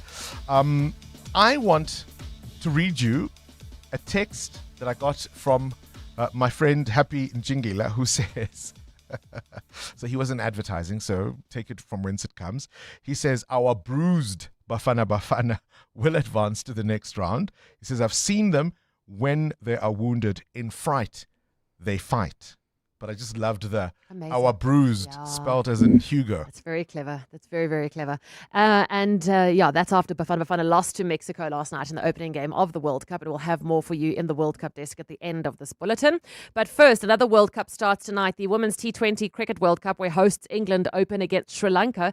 Tomorrow, the Proteas open against Australia at 3:30. Proteas women's coach Mandla Mashembe. I think the beauty of it is that I've got no prior experience playing against Australia. Obviously, the players are the ones that have some experience and obviously beat them in the semi-final or in the last World Cup. And for us, it was not about what Australia does. We were focusing on what we want to do. At the end of the day, we just need to make sure that we cover all our bases and we play cricket the way we want to play it. Springboks are in Joburg preparing for the opening match against the Barbarians next week. Coach Rassie Erasmus gave this update on his injured players. Sasha will be ready about 4 weeks before the New Zealand matches. Ethan Hooker, 4 weeks before the New Zealand matches. Other guys, Josh Grant is ready. Eben will be ready for England. Kobus Reinach can be ready for England, but if he hear me says this, he'll get upset. He'll probably only join the squad after the 3 incoming matches. And in La Liga, Real Madrid confirming the reappointment of Jose Mourinho as head coach on a 3-year deal. The EWN World Cup Desk. The latest scores, the biggest stories, and the moments everyone's talking about. And Bafana last night losing to co-host Mexico 2-0 in their opening match of the World Cup. Quinons with the opening goals straight through goalkeeper Ronan Williams' legs in the first half. And after the break, Jimenez headed into the second. Bafana had 2 players sent off in the 49th minute. It was Sitole brought down Guterres outside the box. And the 84th minute VAR ruled Zwane hit Alvarado in the face. Coach Hugo Broos on those red cards. It's not nice for both players if you get a red card in the first game of the World Cup.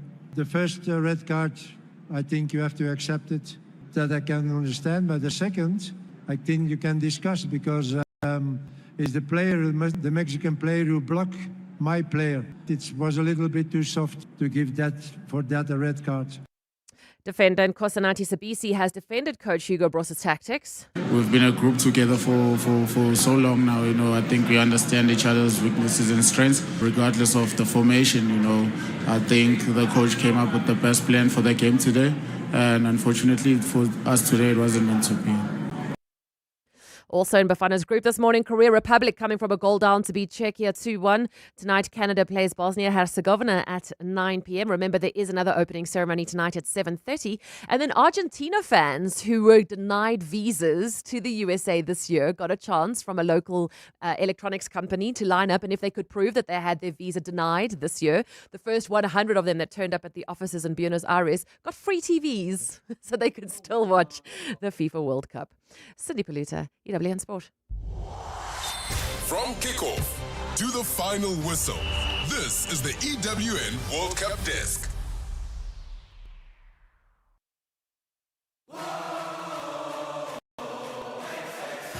And another tournament kicks off this week. The XXL Savings Championship is here. And with Checkers, everyone can save. Get 25 million rand in daily savings. Like Coca-Cola Original Tasteless Sugar Soft Drink, 1.5 litres, any 3 for 49 rand. And Baby Soft 2-ply toilet rolls, 9 per pack. Buy any 2 and get a third free. Valid until 14 June, only at Checkers. When Simpiwe Zwane lost his mother, grief could have stopped him completely. Instead, it gave him direction. This, comrades, he runs for children battling cancer because he knows what it feels like to face something enormous and to need someone in your corner. Every kilometer becomes care, and every step becomes support for a child who needs it. As the 2026 marathon approaches, Comrades Marathon approaches, Cell C is asking, what are you running for? Tell them by tagging at Cell C on social media. In today's top stories: trade tariffs, droughts, housing crisis, the Middle East, AI, fuel crisis, hunger crisis. Current affairs affect your financial future. Unpredictable times call for a disciplined financial partner you can trust to deliver real value consistently. Reliable, trusted. Whatever hits the headlines, it's what makes us proudly predictable. Visit psg.co.za. Affiliates of PSG Financial Services, a licensed controlling company, are authorized financial services providers. Hi there, I am Amahle, a stem cell donor. What started out as curiosity turned into an opportunity for me to save a life. Naturally, I was taken aback when I was found to be a match for a patient in need. In South Africa, over 4,000 people die of blood cancer each year. I donated stem cells and I was able to give someone else a second chance at life. Register to become a stem cell donor at kmsafrica.org so you too can be a lifesaver. EWN Traffic. 10 to 8, the CWN Traffic brought to you by Outsurance. SMS out to 45142 now. and you could save on your car insurance. If you don't, you can ask them for 500 Rand. There are delays on the N3 North. Amo, what's going on? That's correct, Bongani. In fact, a stop and go. This is between Van Buren Road and Marlborough Drive. Firstly, we've got those roadworks that are taking place near Van Buren Road.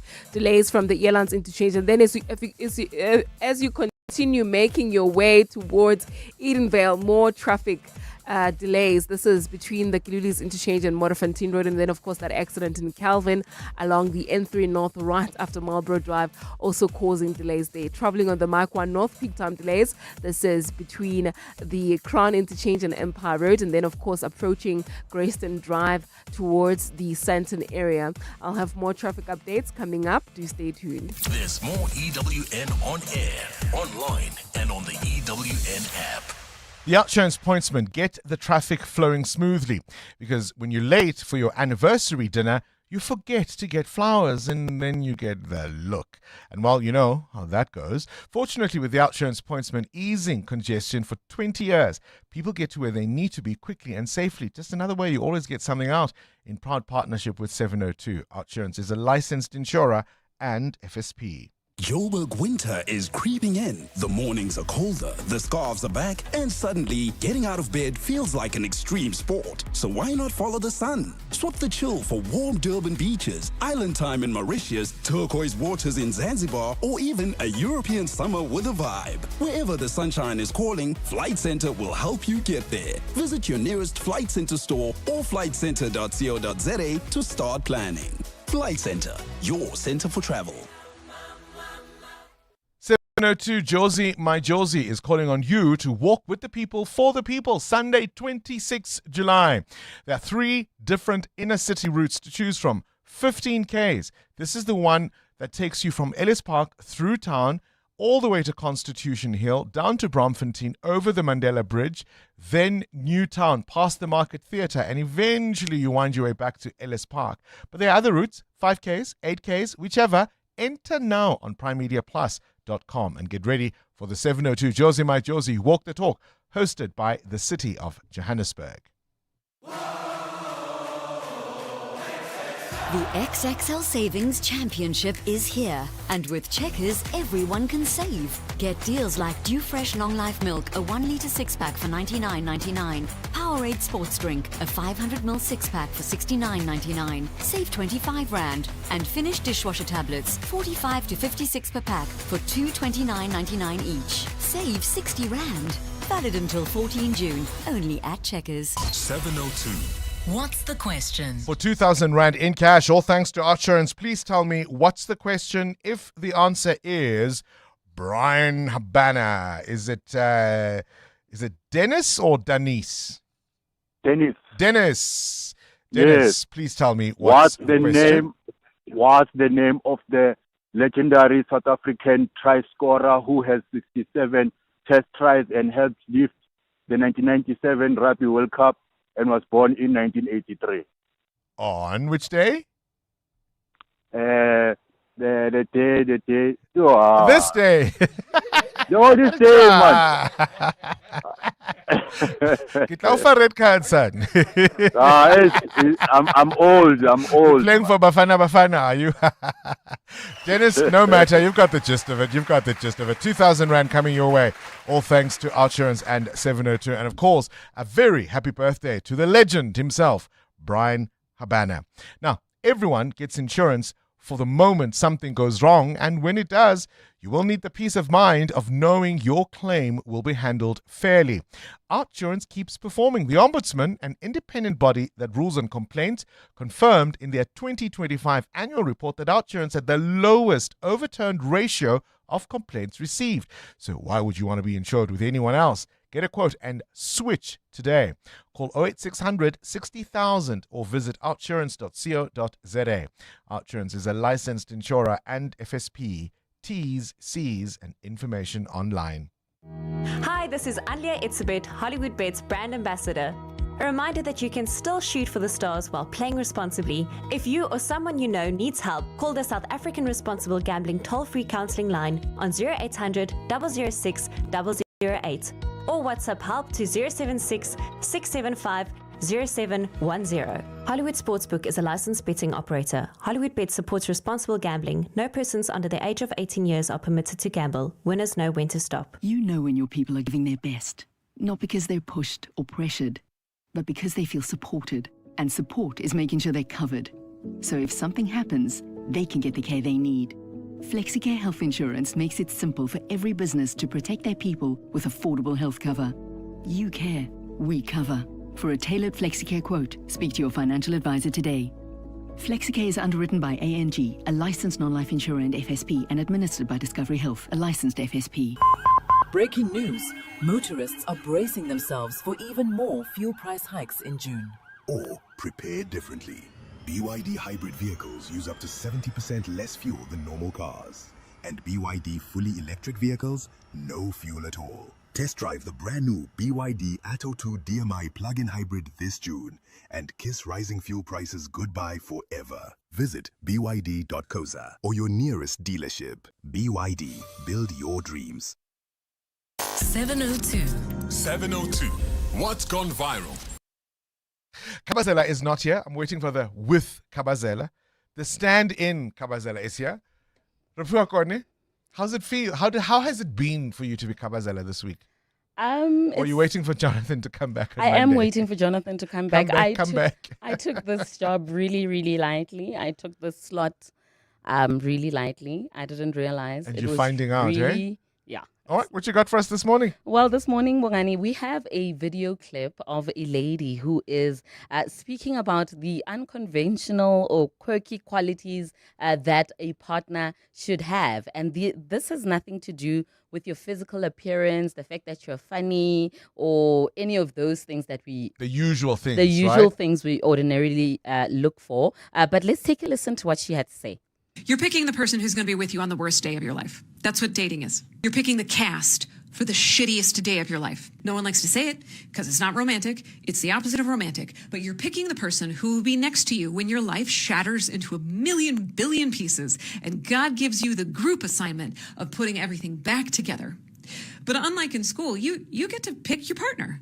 And don't say, well, I just won't have a worse day, because that's not how it works. Everyone All right, has an I think appointment we've with a got crap the gist of sandwich. it.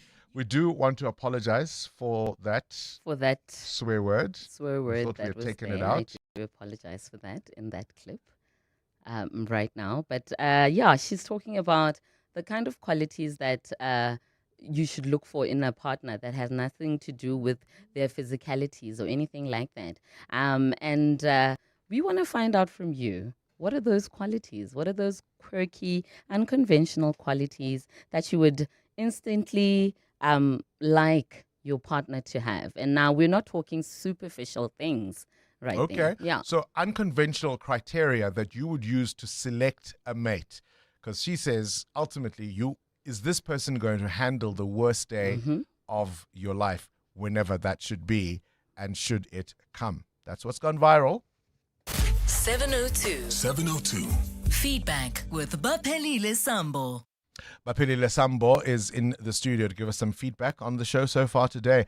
No doubt, lots of Yes, people yes. have views about Bafana Bafana. Oh, Bongani, 702 Land is still trying to recover this morning after that game against Mexico. Do you know what went wrong? What went wrong? Because you tell weren't me. wearing that shirt yesterday. And I am today because I'm trying to keep the spirits up, you know. So a lot of 702 Landers You are jinxed us. It's your fault. I should have worn it Throw yesterday. tomatoes at Baphelile. But a lot of 702 Landers are talking about Hugo Bro's plan for the game. Some feel it was too defensive, like we spent too much time trying to concede instead of trying to attack and score. They're also questioning if we really needed so many defenders when we had to push forward and get those goals. Everyone is an expert on football, hey? Until they have to coach a team on Yeah, the biggest Shaman. stage with the largest audiences in the world, hey? Yeah, but Bongani, the reality check is it's not over yet. So even with those mistakes, the cards, the frustration, Bafana still has 2 more games to try to keep a World Cup dream alive. So the mood might be low, but the journey is still going, and we must just send them those positive vibes. All right. If we've got advice of how we pick ourselves up from here, we'd certainly like to hear from you. Breakfast with Bongani Bingwa. More coming up after this eyewitness news brought to you by Momentum Financial Advisors, help you have a better shot at generational wealth, speak to a Momentum accredited financial advisor. Momentum is part of the Momentum Group Limited, an authorized FSP and registered credit provider. This is EWN. Brian Mokgotsi hopes to fight. His fight for bail will not be dashed again. And Pope Leo highlights the suffering of migrants in Spain.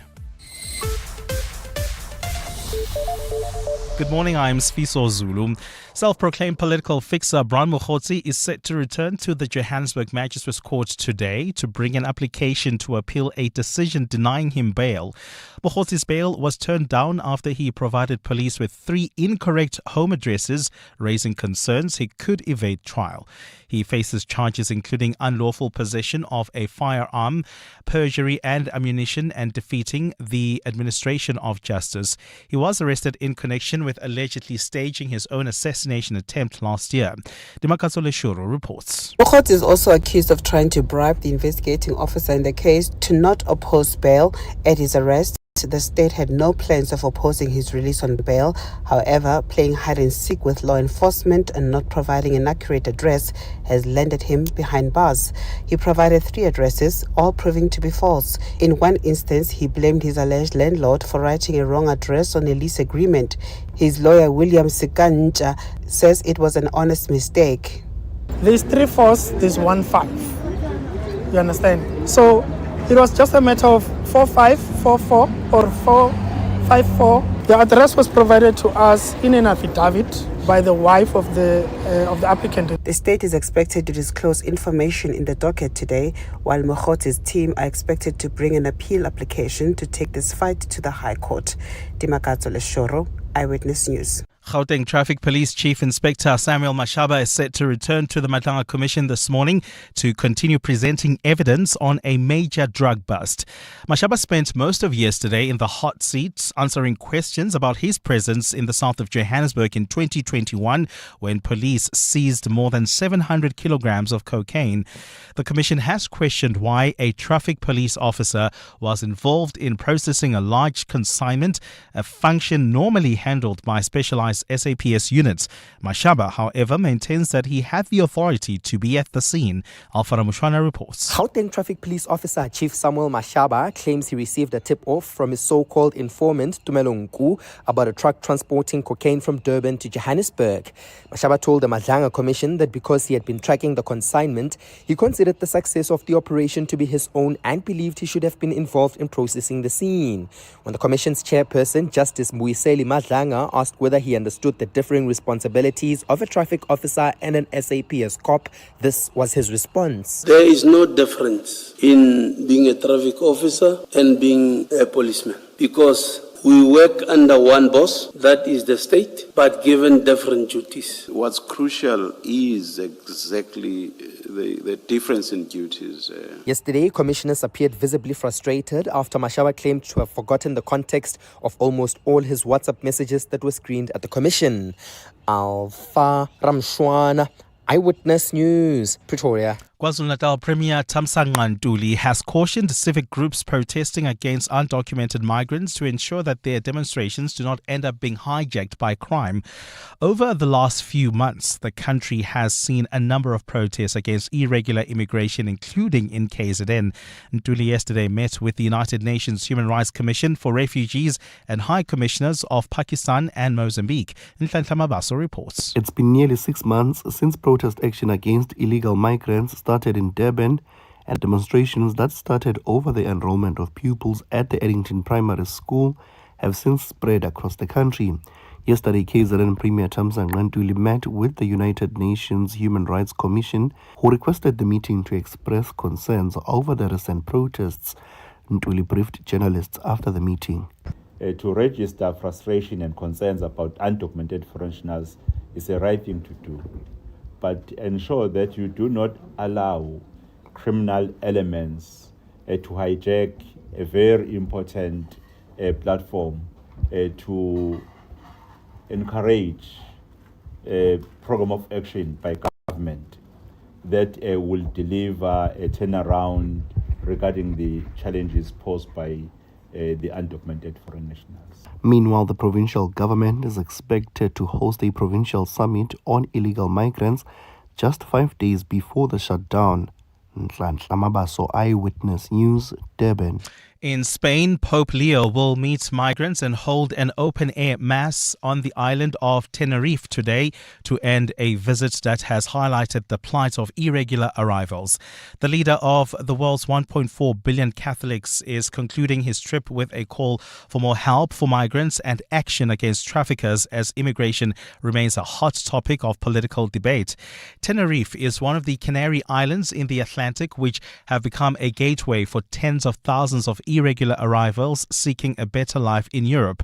The Pope is set to speak to hundreds of migrants at a center housed in a former military barracks that was initially heavily criticized for overcrowding. He has already condemned indifference towards migrants and cast a wreath into the sea to honor thousands of people who have died trying to reach the Canaries.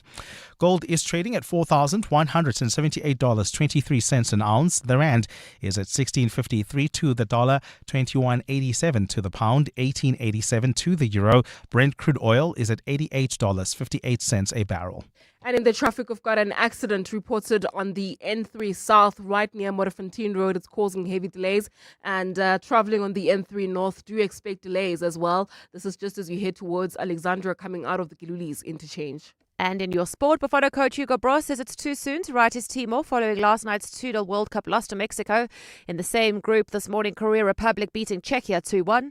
The Proteas women open their T20 Cricket World Cup campaign against Australia tomorrow. And Lewis Hamilton confident going into this weekend's Spanish Formula One Grand Prix. A fine Friday in store for Gauteng. The temperatures will peak at highs between 21 and 22 degrees. The top story in EWN this hour. Self-proclaimed political fixer Bran Mokhotsi is set to return to the Johannesburg Magistrates Court today to bring an application to appeal a decision denying him bail.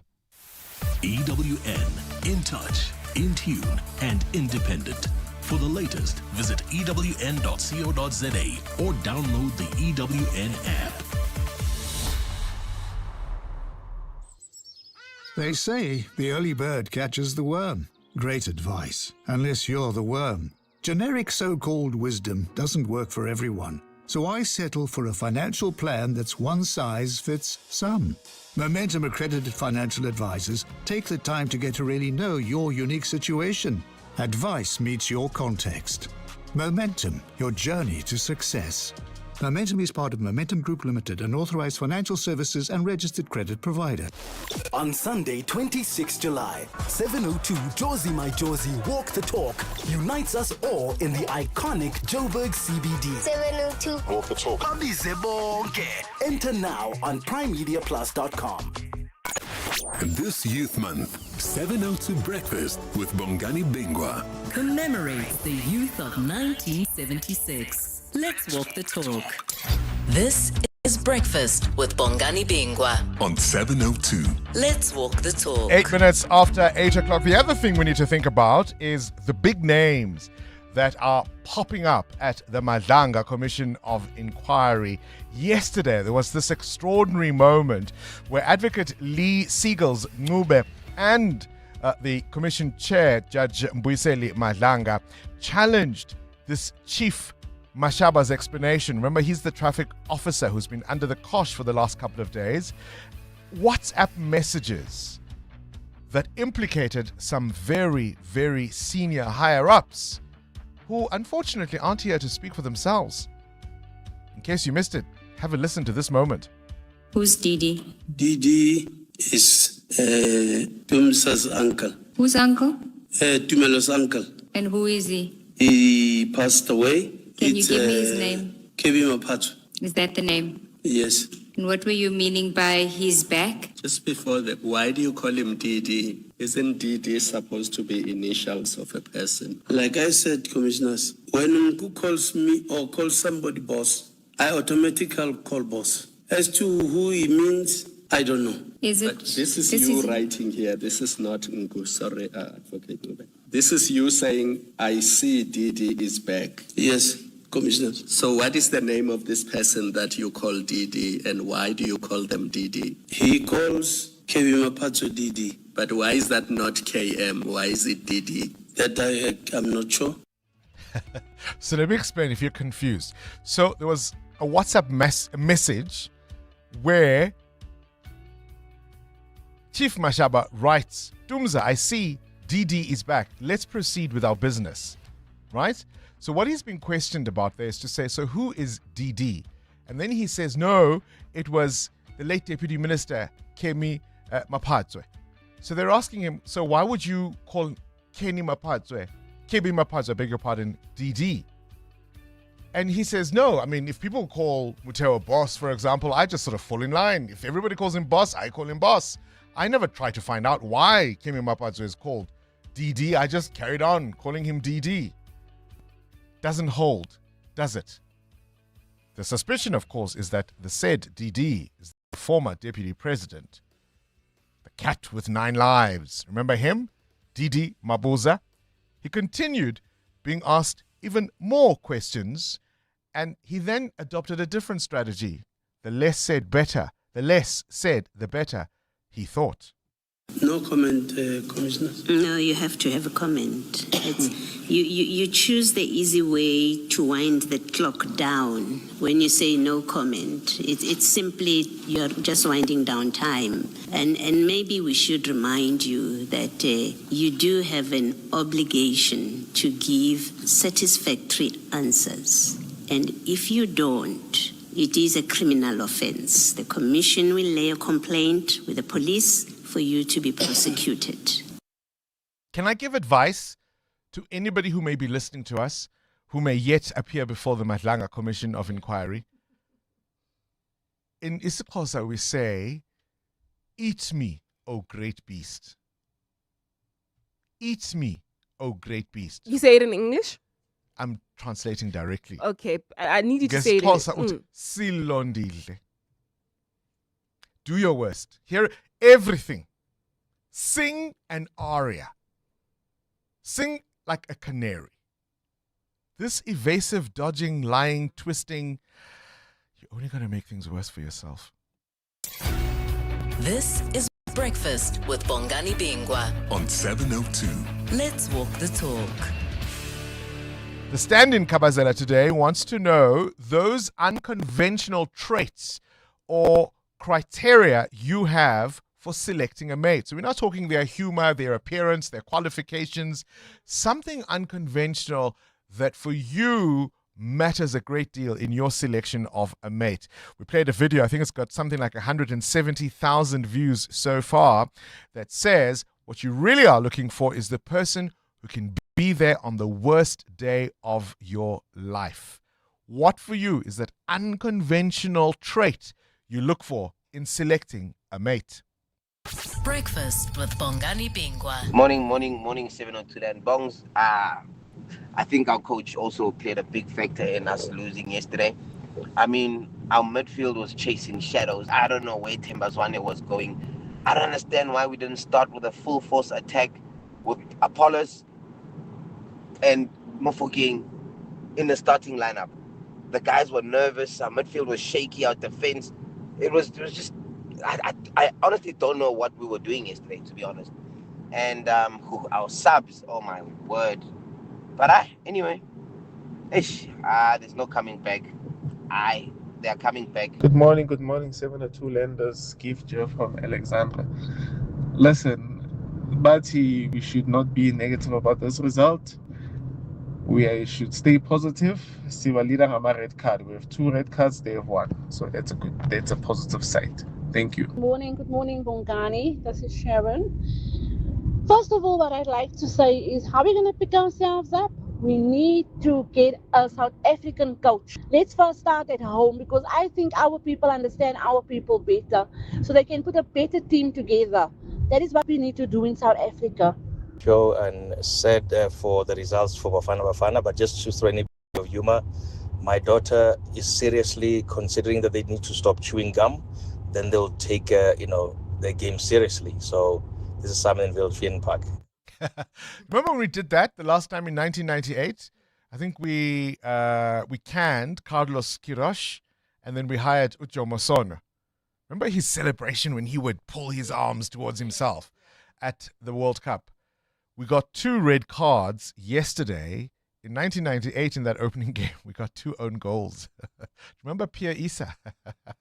Mutera is saying, why are you doing this to me on a Friday morning, reminding me of these bad memories? He says, you know how much therapy I had to get through to not remember Pierre Issa? We've been through worse. I've watched every single World Cup Bafana has been in, And is the trauma coming back? It's coming back. Yesterday was just like the worst that could happen. It all happened all at once. Ay. So how do we pick, Coach Mateo, how do we pick ourselves up? I think we play better. We put the guys that were on the bench actually on the field. South Africa actually made it to this World Cup because we played creatively. We played with attacking midfielders, strikers, fast wingers.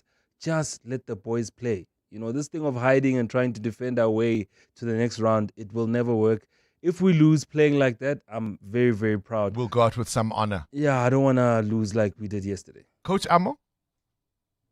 They need to allow themselves to be disappointed, right, in themselves and in how they played yesterday. And then the next match, they need to forget about the loss and reimagine themselves all over again. It's not the end of the world. It's not the end of the world. It's not the end of the world. We still have 3 more chances. EWN Traffic. 16 after 8, this EWN Traffic is brought to you by the House of Citroen. The all-new Citroen Basalt is here. Book a test drive at citroen.co.za. Coach Amo?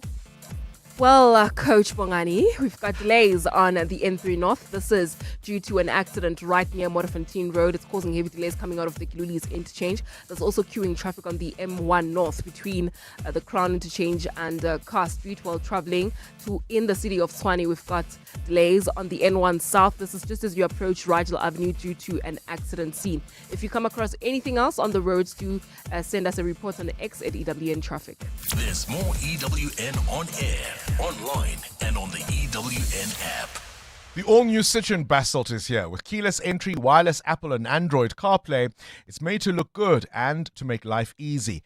And that 470-litre boot, well, it's ready for every outfit change and then some.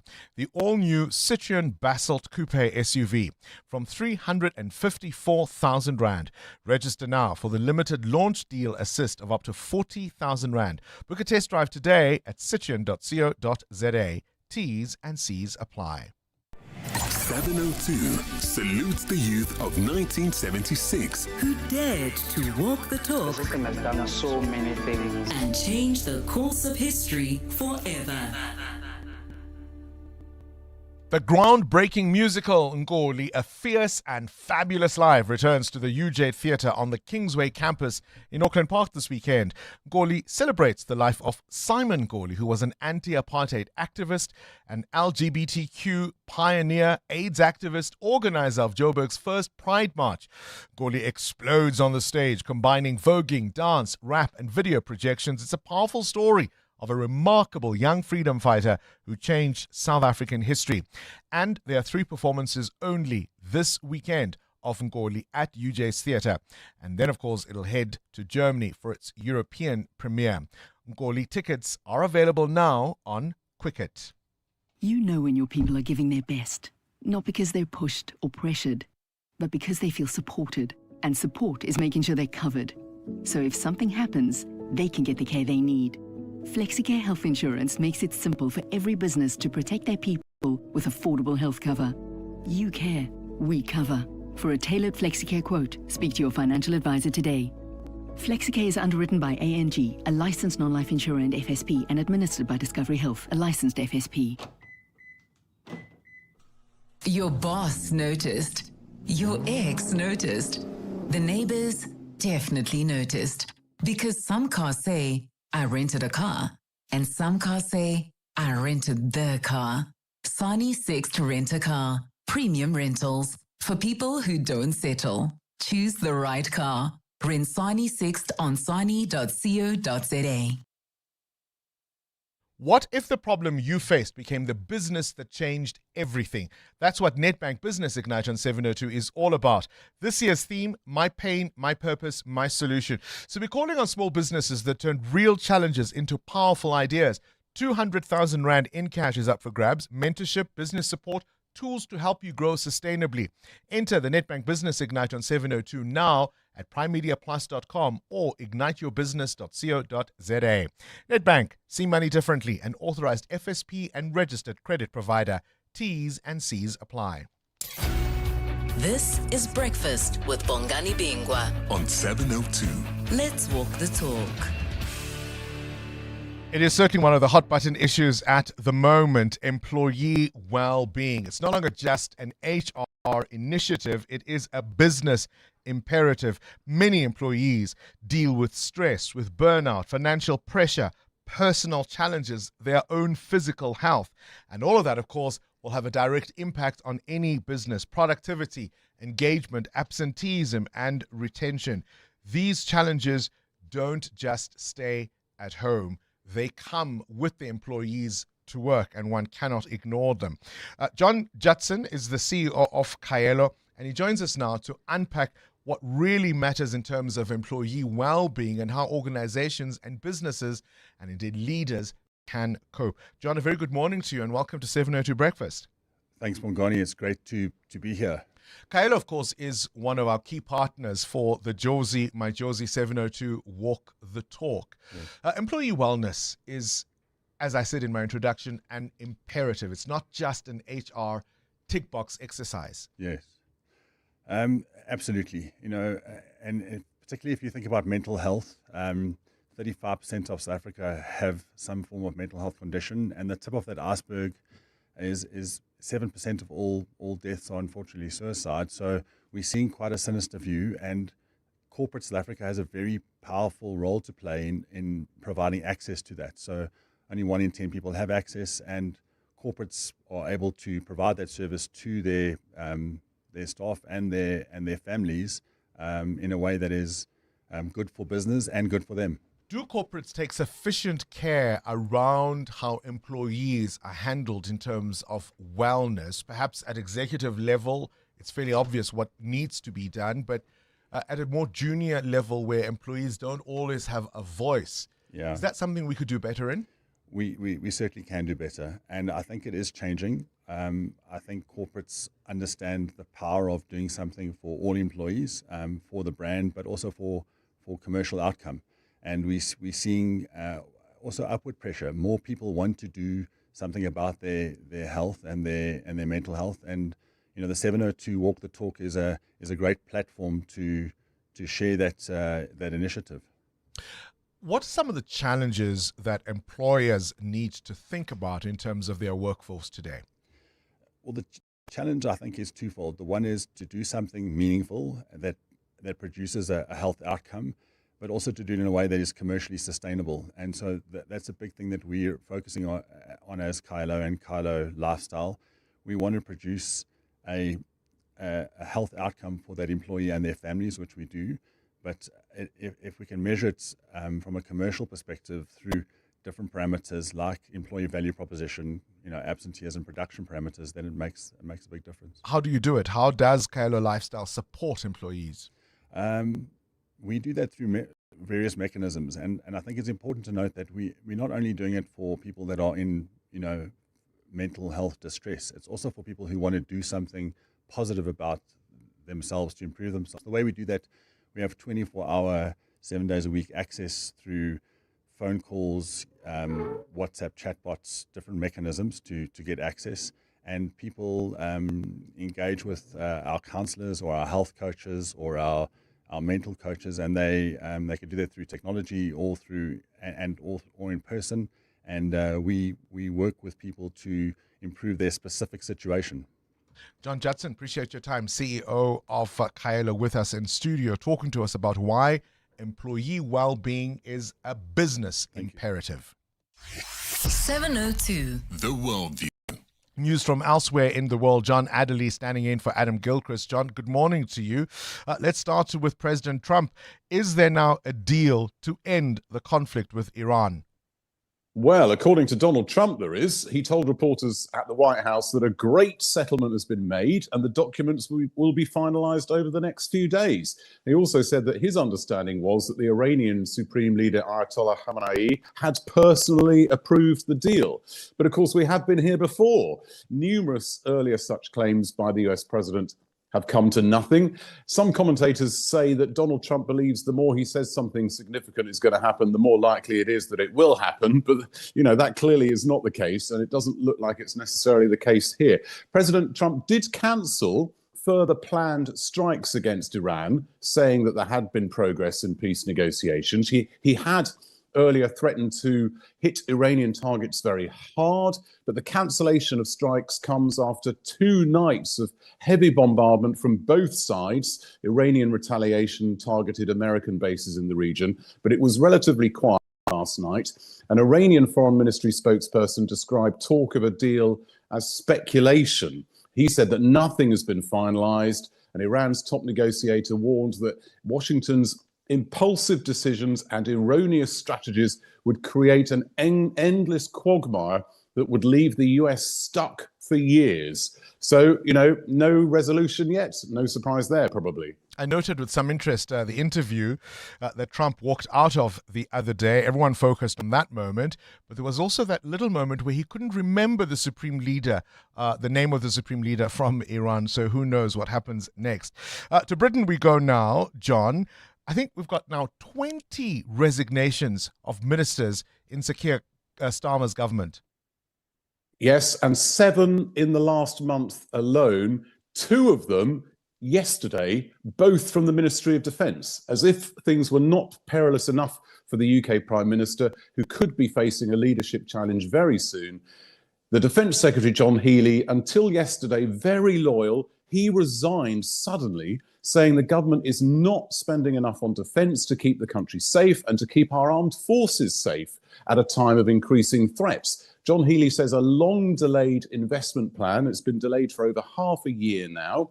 He says, from what he's seen, it falls well short of what's required to bring defence spending to 3% of national income by 2030. That's a NATO target. And hours after John Healey left, one of his junior defence ministers, Al Carnes, followed his boss out of the door at the Ministry of Defence. And he said the British Armed Forces are being asked to operate in a more dangerous world on a budget written for a calmer world.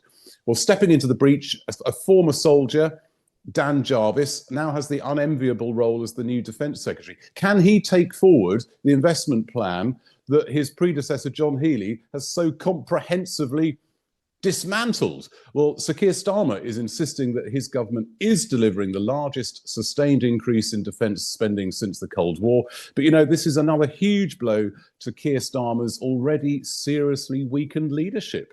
And John, we're being told now that the warm phase of this El Nino is officially underway. Yep. US scientists say El Nino conditions are now very much underway in the tropical Pacific. Sea surface temperatures have risen sharply in recent months. Many are forecasting it could end up as a super El Nino, maybe even the strongest ever recorded. And of course, it comes on top of decades of human-caused global warming, so it could be a record hot year. Maybe that will come next year in 2027. Of course, I think we're all familiar with this, aren't we? El Nino can bring torrential rain and flooding to parts of the US, to South America, droughts and wildfires to Australia and parts of South Asia. The knock-on effects are huge. Global food prices could surge along with the temperatures.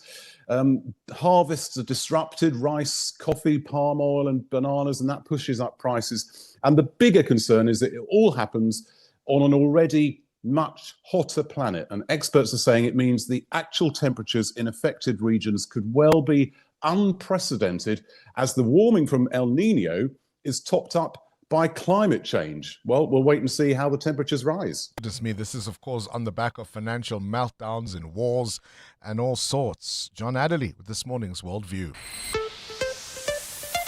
EWN Business. 29 after 8. Let's wrap up the morning's business. Mateo, manufacturing falling into deeper trouble. I thought you were all about the good news this morning. tried. I really tried. South Africa's manufacturing output fell 2.9% year-on-year in April after rising by a revised 1.5% year-on-year in March. Now, Stats SA says factory production decreased by 2.7% month-on-month in April. Basic products like iron and steel, non-ferrous metal products and machinery were down 6%. Wood and wood products, paper, publishing and printing were also down 10%, while motor vehicles, parts and accessories and other transport equipment was down 11%. So that sector not doing as well currently. Some good news, the oil price falling a little. Yeah, oil prices fell this morning after U.S. President Donald Trump said Washington had reached a framework agreement with Iran, raising hopes the Middle East conflict could be nearing its end. U.S. crude oil futures fell by 1.6% to $86 a barrel, while the international benchmark Brent lost 1.75% at $88 a barrel. So if that deal actually checks out and it's signed in a few days, we might see the oil price staying below that $100 mark and maybe a turnaround to 2026. Where's the rand? Do we have a deal there? 16 Rand 27 cents against the US dollar. Not much of a deal there. In some weakness this morning. 18 Rand 83 against the euro and 21 Rand 79 cents against the British pound. Price of gold, $4,183 an ounce, while platinum is at $1,727. Brent crude at $88 a barrel. That's your morning business. Stephen Grotes with more this afternoon. 8:31, your time check. Swiso Zulu, not quite black like me, but I'll let you tell the story. Good morning. Thanks, Bongani. Good morning. Action SA leader Herman Mashaba says his party sympathizes with South Africans planning to protest against undocumented migrants. But Mashaba has warned that the 30 June demonstration should be closely checked so things don't get out of hand. He says South African authorities should also be sensitive to the concerns of those who want better border control and the regulation of undocumented foreign nationals. Mashaba spoke to media in Parliament yesterday. It's something that I think for us as Action SA, our position is very clear. We are sympathetic to our people about their cries for mass deportation of foreign nationals. We sympathetic to the plight of our people saying, please capacitate the Border Management Authority. The South African Chamber of Commerce Business Confidence Index has edged up between April and May. The index measures how optimistic business leaders are about future economic conditions. May's slight improvement was supported by higher new vehicle sales and stronger exports. However, fewer overseas tourist and inflation concerns weighed on business confidence. Saki says in addition to global challenges, South Africa is still grappling with an uneven economic growth and ongoing structural changes in the economy. Anelita Fandese takes a look. The recent data shows that local companies were slightly more optimistic in May, even with the uncertainty around the ongoing conflict in the Middle East. But Saki has cautioned that the country still faces challenges as activities like retail trade, manufacturing and mining output are still constrained. These activities play a crucial role in underpinning confidence in the business sector. Anelita Fandese, Eyewitness News. More than 230,000 people in the Western Cape are still counting the costs of recent storms while still displaced from their communities. Last month's severe weather caused widespread flooding and significant damage to homes and infrastructure. A preliminary assessment shows the disaster left nearly 23,000 homes damaged and at least 11 people dead, with one person still missing. Carlo Peterson reports. Western Cape Premier Alan Windy says the economic toll now exceeds 9 billion rand, with the agriculture sector hardest hit, losing more than 5.2 billion rand. Damage to transport infrastructure is also approaching 2 billion rand. Windy spokesperson Regan Thor says the scale of destruction goes beyond what the province can manage alone. Additional funding will have to be sought from national government. Thor says while Eskom has restored electricity to most areas, some communities are still without power, and the broader economic impact of the storm damage is expected to be significant. Carlo Peterson, Eyewitness News. And a Mexican crime reporter has been shot dead in Mexico's eastern state of Veracruz. Police say this is the country's second killing of a media worker this year in Veracruz, an area known as exceptionally dangerous for journalists.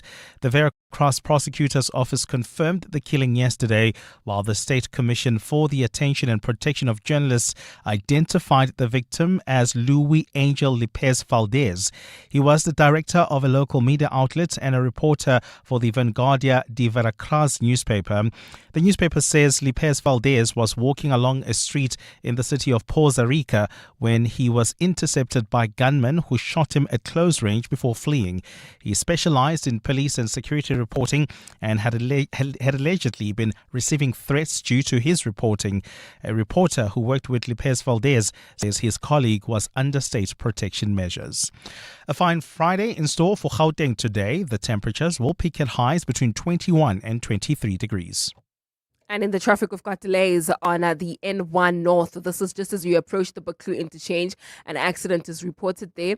While traveling on the N3 North, we still have got a bit of a stop and go. This is between Van Buren Road and Modderfontein Road due to another accident. The top story this hour. Action SA leader Herman Mashaba says his party sympathizes with South Africans planning to protest against undocumented migrants.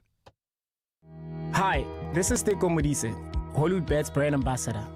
Be a winner who knows when it's time for a timeout and play responsibly. If you or someone you know needs help, call the South African Responsible Gambling Toll-Free Counseling Line on 0800 006 008 or WhatsApp help to 076 675 0710. Hollywood Sportsbook is a licensed betting operator. Hollywood Bet supports responsible gambling. No person under the age of 18 years are permitted to gamble. Winners know when to stop. Outsurance knows insurance isn't tested on promises. It's tested when it's time to claim. The Ombudsman, an independent body that rules on complaints, confirmed in their 2025 annual report that Outsurance had the lowest overturned ratio of complaints received. The question is, are you with the insurer that treats their clients the fairest? Outsurance delivers when it's time to claim. So why don't you switch for peace of mind? Call 08600 60000 or visit outsurance.co.za today. Outsurance is a licensed insurer and FSP.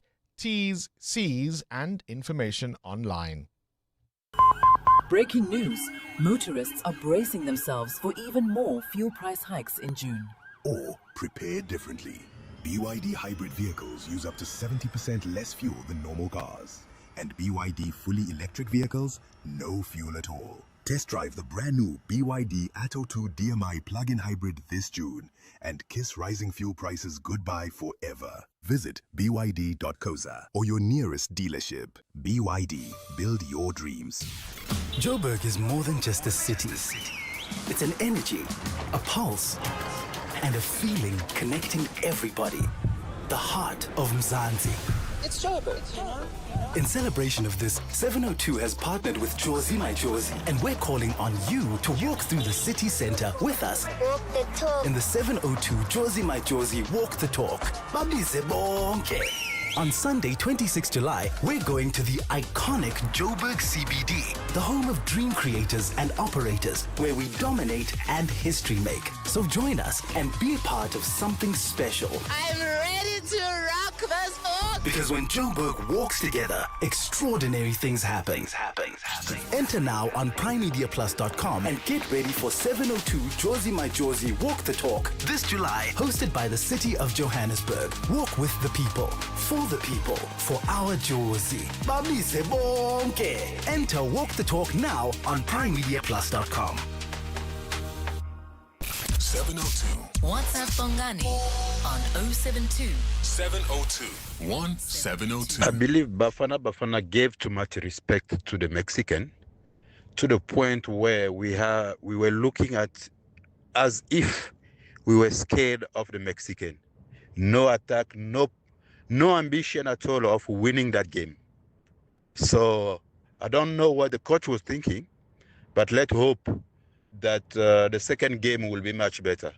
But I also believe that the Bafana will go out of the group stage. Morning, Bongani. I think the players yesterday, the body language was very low. What caused that is the team list. Players trust each other. They know which player plays the first 11 and all that. They know the players that give it all and all that. Once the team list comes out and those players are not on the field, even if you are on the bench, your body just shuts down because the coach has changed the whole formation and they know which players amongst them are better than them. Thank you. Morning, Mr. Bingwa and the team. Mr. Bingwa, for us to progress to the next round, this coach must change the strategy. He must try to not defend. What are we defending? The game starts and then we are defending already. 5 defenders for what? How are we going to score if we are defending? No, he must change his strategy. That is not a good strategy. You can't just defend to cause the goals. No, it's just putting us under pressure unnecessary. For me, Kala and Krugersdorp. Bye.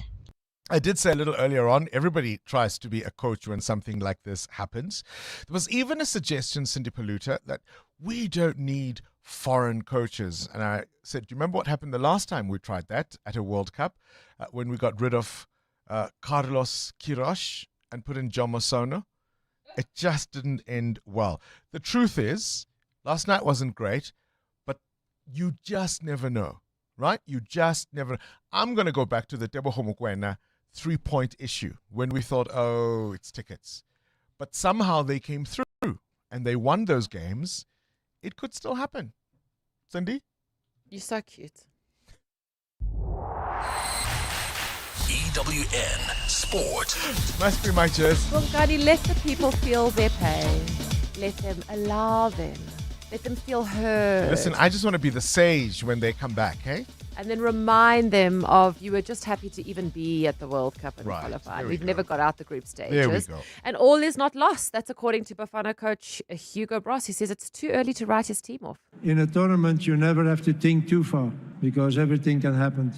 So for us, the goal stays like it was a week ago. We like to survive the group stages, and it's still possible. Okay, the start was not good, was not what we expected. We didn't want to lose today. But yeah, it is what it is. So we have to try to get the points in the next 2 games. How bad of me to not give you the full game details. I just moved on like you knew the score. I think even Trump knows the score. No, he doesn't. I can't repeat what he called us. Remember back in the day. Bafana's World Cup campaign off to a bad start. They lost 2-0 to Mexico in the opening match. Mexico's goals on either side of the half through Quinans and Jimenez. Bafana having 2 players sent off in the game. First, Atole in the 49th minute and Zwane 6 minutes from time. Bafana defender Emi Okan also shared the coach's sentiment. We've been working hard. We've been working on this formation throughout the weeks. And I think we really fought today. It just didn't work out for us. But this result does not define us. We're a very good team and we just look into the next game now. Well, that next game is against Czechia on Thursday. This morning, Czechia squandering a 1-goal lead, going down 2-1 to Korea Republic. Tonight, Canada plays Bosnia-Herzegovina at 9, with Canada having its own opening ceremony at 7:30 p.m. In La Liga, Real Madrid confirming the reappointment of Jose Mourinho as head coach on a 3-year deal. The Women's T20 Cricket World Cup opens tonight with hosts England against Sri Lanka. Tomorrow, the South African fans will be watching the Proteas women take on the favourites Australia at 3:30. Formula One is in Spain this weekend, where Lewis Hamilton is second in the driver's standing, 66 points behind leader Antonelli. Here's Hamilton on what's changed with the Ferrari. Got a car that I've had input into helping develop, adding things to new ways that we work together. Fred's been great in collaborating with me, and it feels great to be part of that and see progress.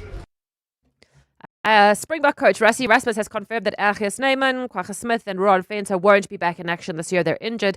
The other players in the injury list should be ready to face the All Blacks in August. And good luck to all the Comrades marathon runners who are going to be competing this weekend. Good luck, guys. We'll be watching you on Sunday night. Crying over the line. Cindy Paluta, Eyewitness News Sport. In fitness, as in finance, endurance is key. If you're 55 and older, you can get an interest rate of up to 10.25% with a Nedbank Electronic Optimum Plus account. Now, feel the earn. Invest within 2 minutes on the Money app and get money fit with Nedbank. See money differently. Nedbank, we're a licensed FSP and registered credit provider. T's and C's apply. For more info, go to nedbank.co.za. It's Powerball Jackpot Friday time. This Friday, you have a chance to win over 150 million rand in total Powerball estimated jackpots. That's life-changing money that could be yours instantly. Catch the live draw tonight at 9 p.m. on ETV and SABC. You could become South Africa's next multi-millionaire. Yes, you. The National Lottery. Mo plays, mo chances, mo millions. Players must be 18 years or older. Play responsibly. The National Lottery is officially operated by Sizekaya. When it comes to protecting your workforce, trust the workwear brand that has been protecting workers for over 150 years, Sweetall. Sweetall has overalls and uniform solutions for every industry, so your team is safe, comfortable, and ready to tackle any challenge. Visit our Boksburg showroom, shop A1 Atlas Road, Westwood, Boksburg, or go to sweetall.com today. Sweetall, we never let you down. Superior protective workwear since 1871. Kaelo Lifestyle, a mental wellness and support program for employees and their families, is calling on you to take a step towards better mental health. As the mental wellness partner of 702 Josie My Josie Walk the Talk, Kaelo is bringing even more purpose to the walk. From checking in with yourself to celebrating connection, every step is designed to support your well-being. So rally your team and walk for mental wellness. Visit primemediaplus.com for more information. Kaelo Lifestyle, changing lives and improving business. On 702, let's walk the talk. EWN Traffic. It's 8:45. Let's wrap up the morning's roads. Amo, what are you seeing at this hour? Well, we still have got an accident on the N1 North in the Sunning Hill area, Bongani. This one happened right near the Baklu interchange. Delays from Rivonia Road. There's also queuing traffic due to another accident scene. This is on the N3 South approaching Modderfontein Road. While traveling on the northerly direction of this route, expect heavier traffic volumes between Van Buren Road and Modderfontein Road due to another accident. I'll have more updates coming up at the top of the hour. Stay tuned. There's more EWN on air, online, and on the EWN app. Hi South Africa, I'm Michael Owen. If you appreciate world-class sport and a great occasion, the Hollywood Bets Durban July is the place to be. The theme for 2026 is Country Allure, which sees the rustic style of the countryside meet the cosmopolitan cool of the city. On Saturday the 4th of July, it all comes together at Hollywood Bets Greyville, Africa's greatest horse racing and social event. I'll see you there. Do you ever car you like to sell, but don't trust your uncle or your pal? Then we buy cars, it's just for you. Buying cars is what we do. We offer service with a smile. We always go the extra mile. Use a place that you trust and sell your car to us. We Buy Cars, the easiest way to sell your car by far. You've taken your small business far. Nedbank and 702 can help you take it even further. How important is it that a campaign like Nedbank Business Ignite recognizes not only entrepreneurs but people who solve problems? It is important because being an entrepreneur can be a lonely journey. You go through a lot of challenges, and when you do have those victories, there's no one to recognize you. This competition definitely does that. And what we're doing differently this year, we actually decided to touch base with our past winners to find out what they've done since winning the competition. I mean, my mind was blown in terms of what these guys have achieved. Nedbank Business Ignite with 702. Enter now on primemediaplus.com or igniteyourbusiness.co.za and you could win 200,000 Rand. T's and C's apply. See money differently. Nedbank, an authorized FSP and registered credit provider. Coming up on the Clement Manyatela Show on 702. Clement Manyatela is on your radio between 9 and 12. He returns from the Birchwood Hotel. Yeah. What are you associated with? Keep your phone in the car. Yes, quite literally. Take out the battery. Only the battery, yeah. What's on the show today? So on the show today, it's a Friday, so we do Gratitude Friday. What are you grateful for this week? What are you grateful for? I'm grateful that I've managed to get to a Friday without injuries or illness, because we've got Yes, of comrades on course. Sunday. So what we've been doing this week is just try avoid other human species because you don't want to get sick. You went to the Birchwood Hut. And yeah, what a terrible way. So yeah, I'm grateful for that. So I'm going to be asking the listeners what they're grateful for. We'll send some well wishes for the comrades runners ahead of Sunday. We'll reflect on that disappointing match last night between Bafana Bafana and Mexico. And I want to ask the listeners, I want us to go on a nightclub nostalgia. There's a beautifully written opinion piece in the Mail and Guardian today reflecting on nightclub nostalgia. And they mention these places that were the places to go to in the 80s, in the 90s. You know, I mean, I clubs remember like- being a kid wanting to go to more Razzmatazz or Yeah. Club Counter. I was too young.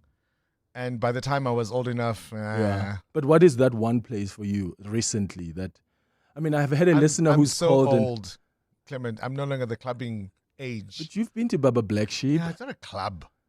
Well, it turns into one. No, it's a barber shop that used to turn into a night spot. Into a club. No, it's not.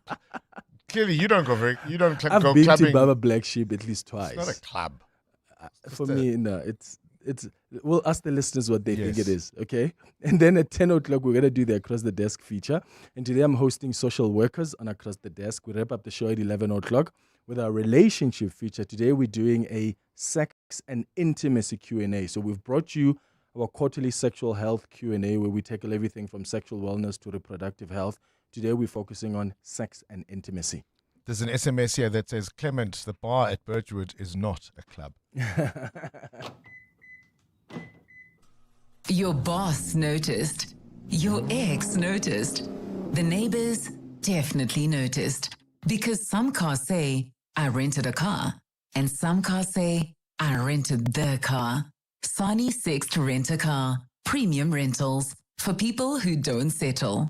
Choose the right car. Rent Sani Sixt on sani.co.za. Let's hear from Dr. Armand, owner of Monument Dental, why it pays to switch to Outsurance Business Insurance. It was one call and I was covered immediately. We are very happy with the premium we're paying. I wish I did it sooner. For dentistries, general medical practices, and all other businesses, get a quote today and see why it pays to switch to Outsurance Business Insurance. Visit outsurance.co.za or call 08600 60,000 today. Licensed insurer and FSP. TCs and information online. This week on MasterChef South Africa, things are going to get spicy. The top 7 are in the kitchen, and it is Black Apron Day. The pressure is very real.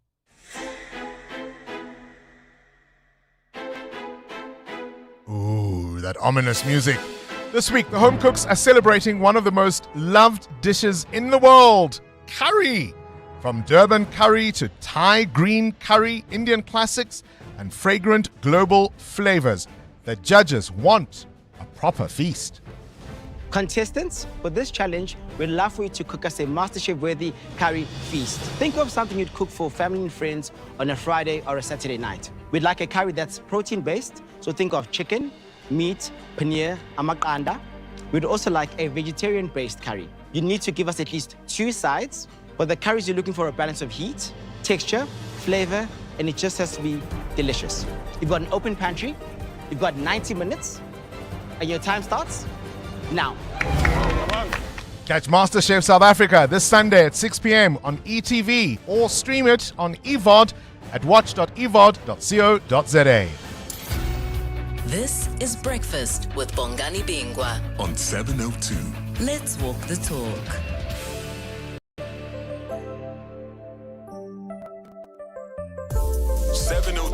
This weekend. She is easily my favorite performer in all the land. She's won 11 South African Music Awards. She became the first African woman to have a Barbie doll created in her likeness as part of the 60th anniversary celebrations of the brand. She is certainly one of the most stylish women in the country. She is a singer, she is a mentor, she is a musician. She is Lerato Muiponi Molapo, always a pleasure to have you on our show. Oh, thanks for having me. It's great to have you. We're talking to you, of course, because you are performing this weekend at the 2026 Gauteng Soul and Jazz Concert, one night only at the Sunbet Arena.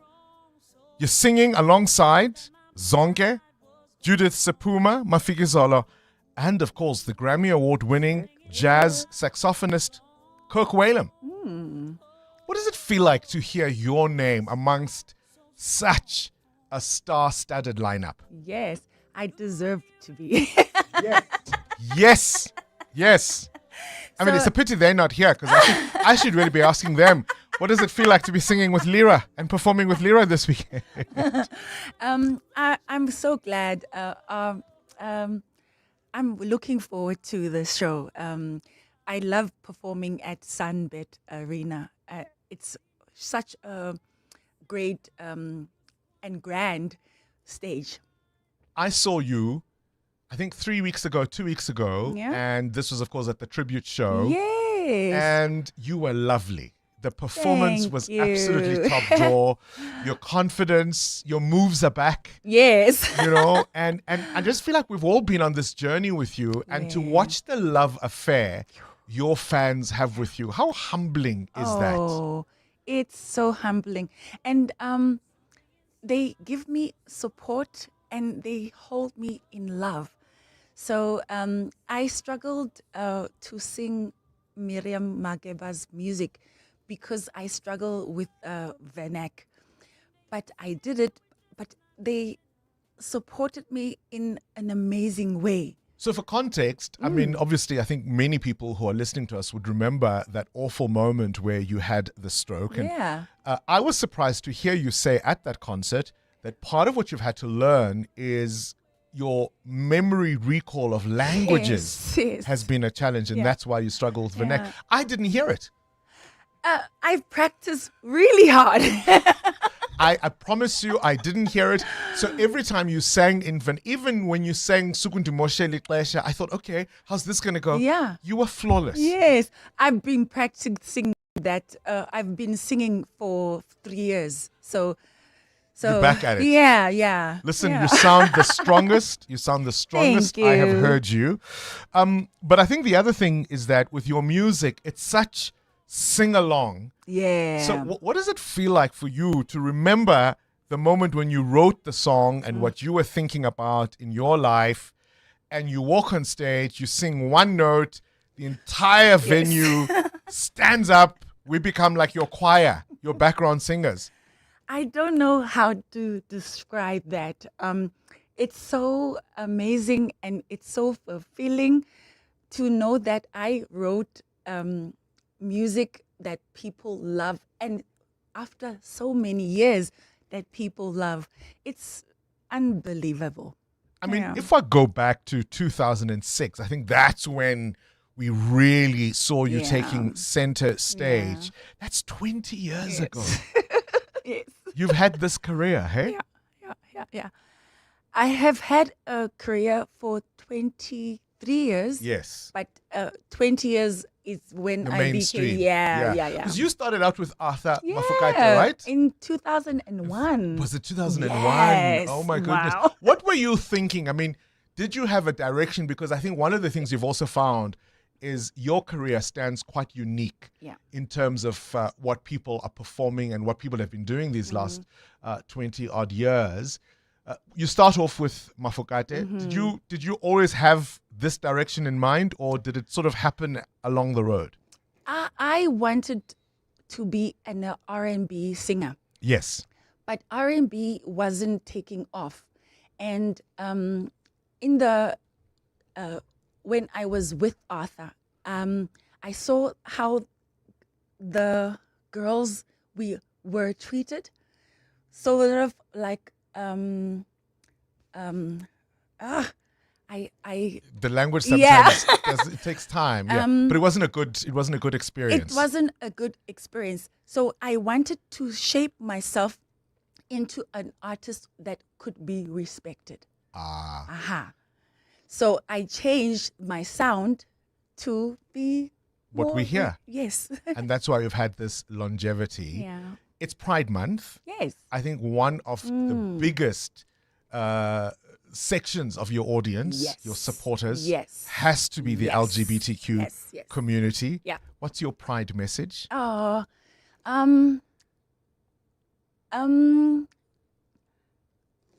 do your thing. Yeah. Be you, and the world can deal with that. Be you. Take it or leave it, right? They'll take it or leave it. Love is love. Yeah. Lira is at the Sunbet Arena tomorrow, one night only. This is, of course, the 2026 Gauteng Soul and Jazz Concert. There are other artists, South African superstars Zonke, Judith Supuma will be there, Mafiki Zolo. The award-winning jazz saxophonist Kirk Whalum will headline the show, and it is going to be absolutely amazing. You can still get your tickets at Web Tickets and Pick and Pay. It's one night only, and I tell you, Lira is going to steal that show.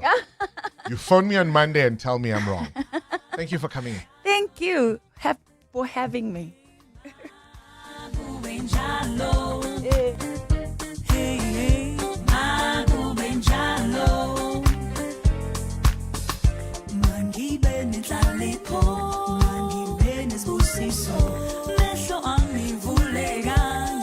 Look at me stealing time from the Clement Manyatela show, which starts now. It's 9 o'clock. This is EWN. Good morning, I'm Sfiso Zulu. Self-proclaimed political fixer Brahma Khotsi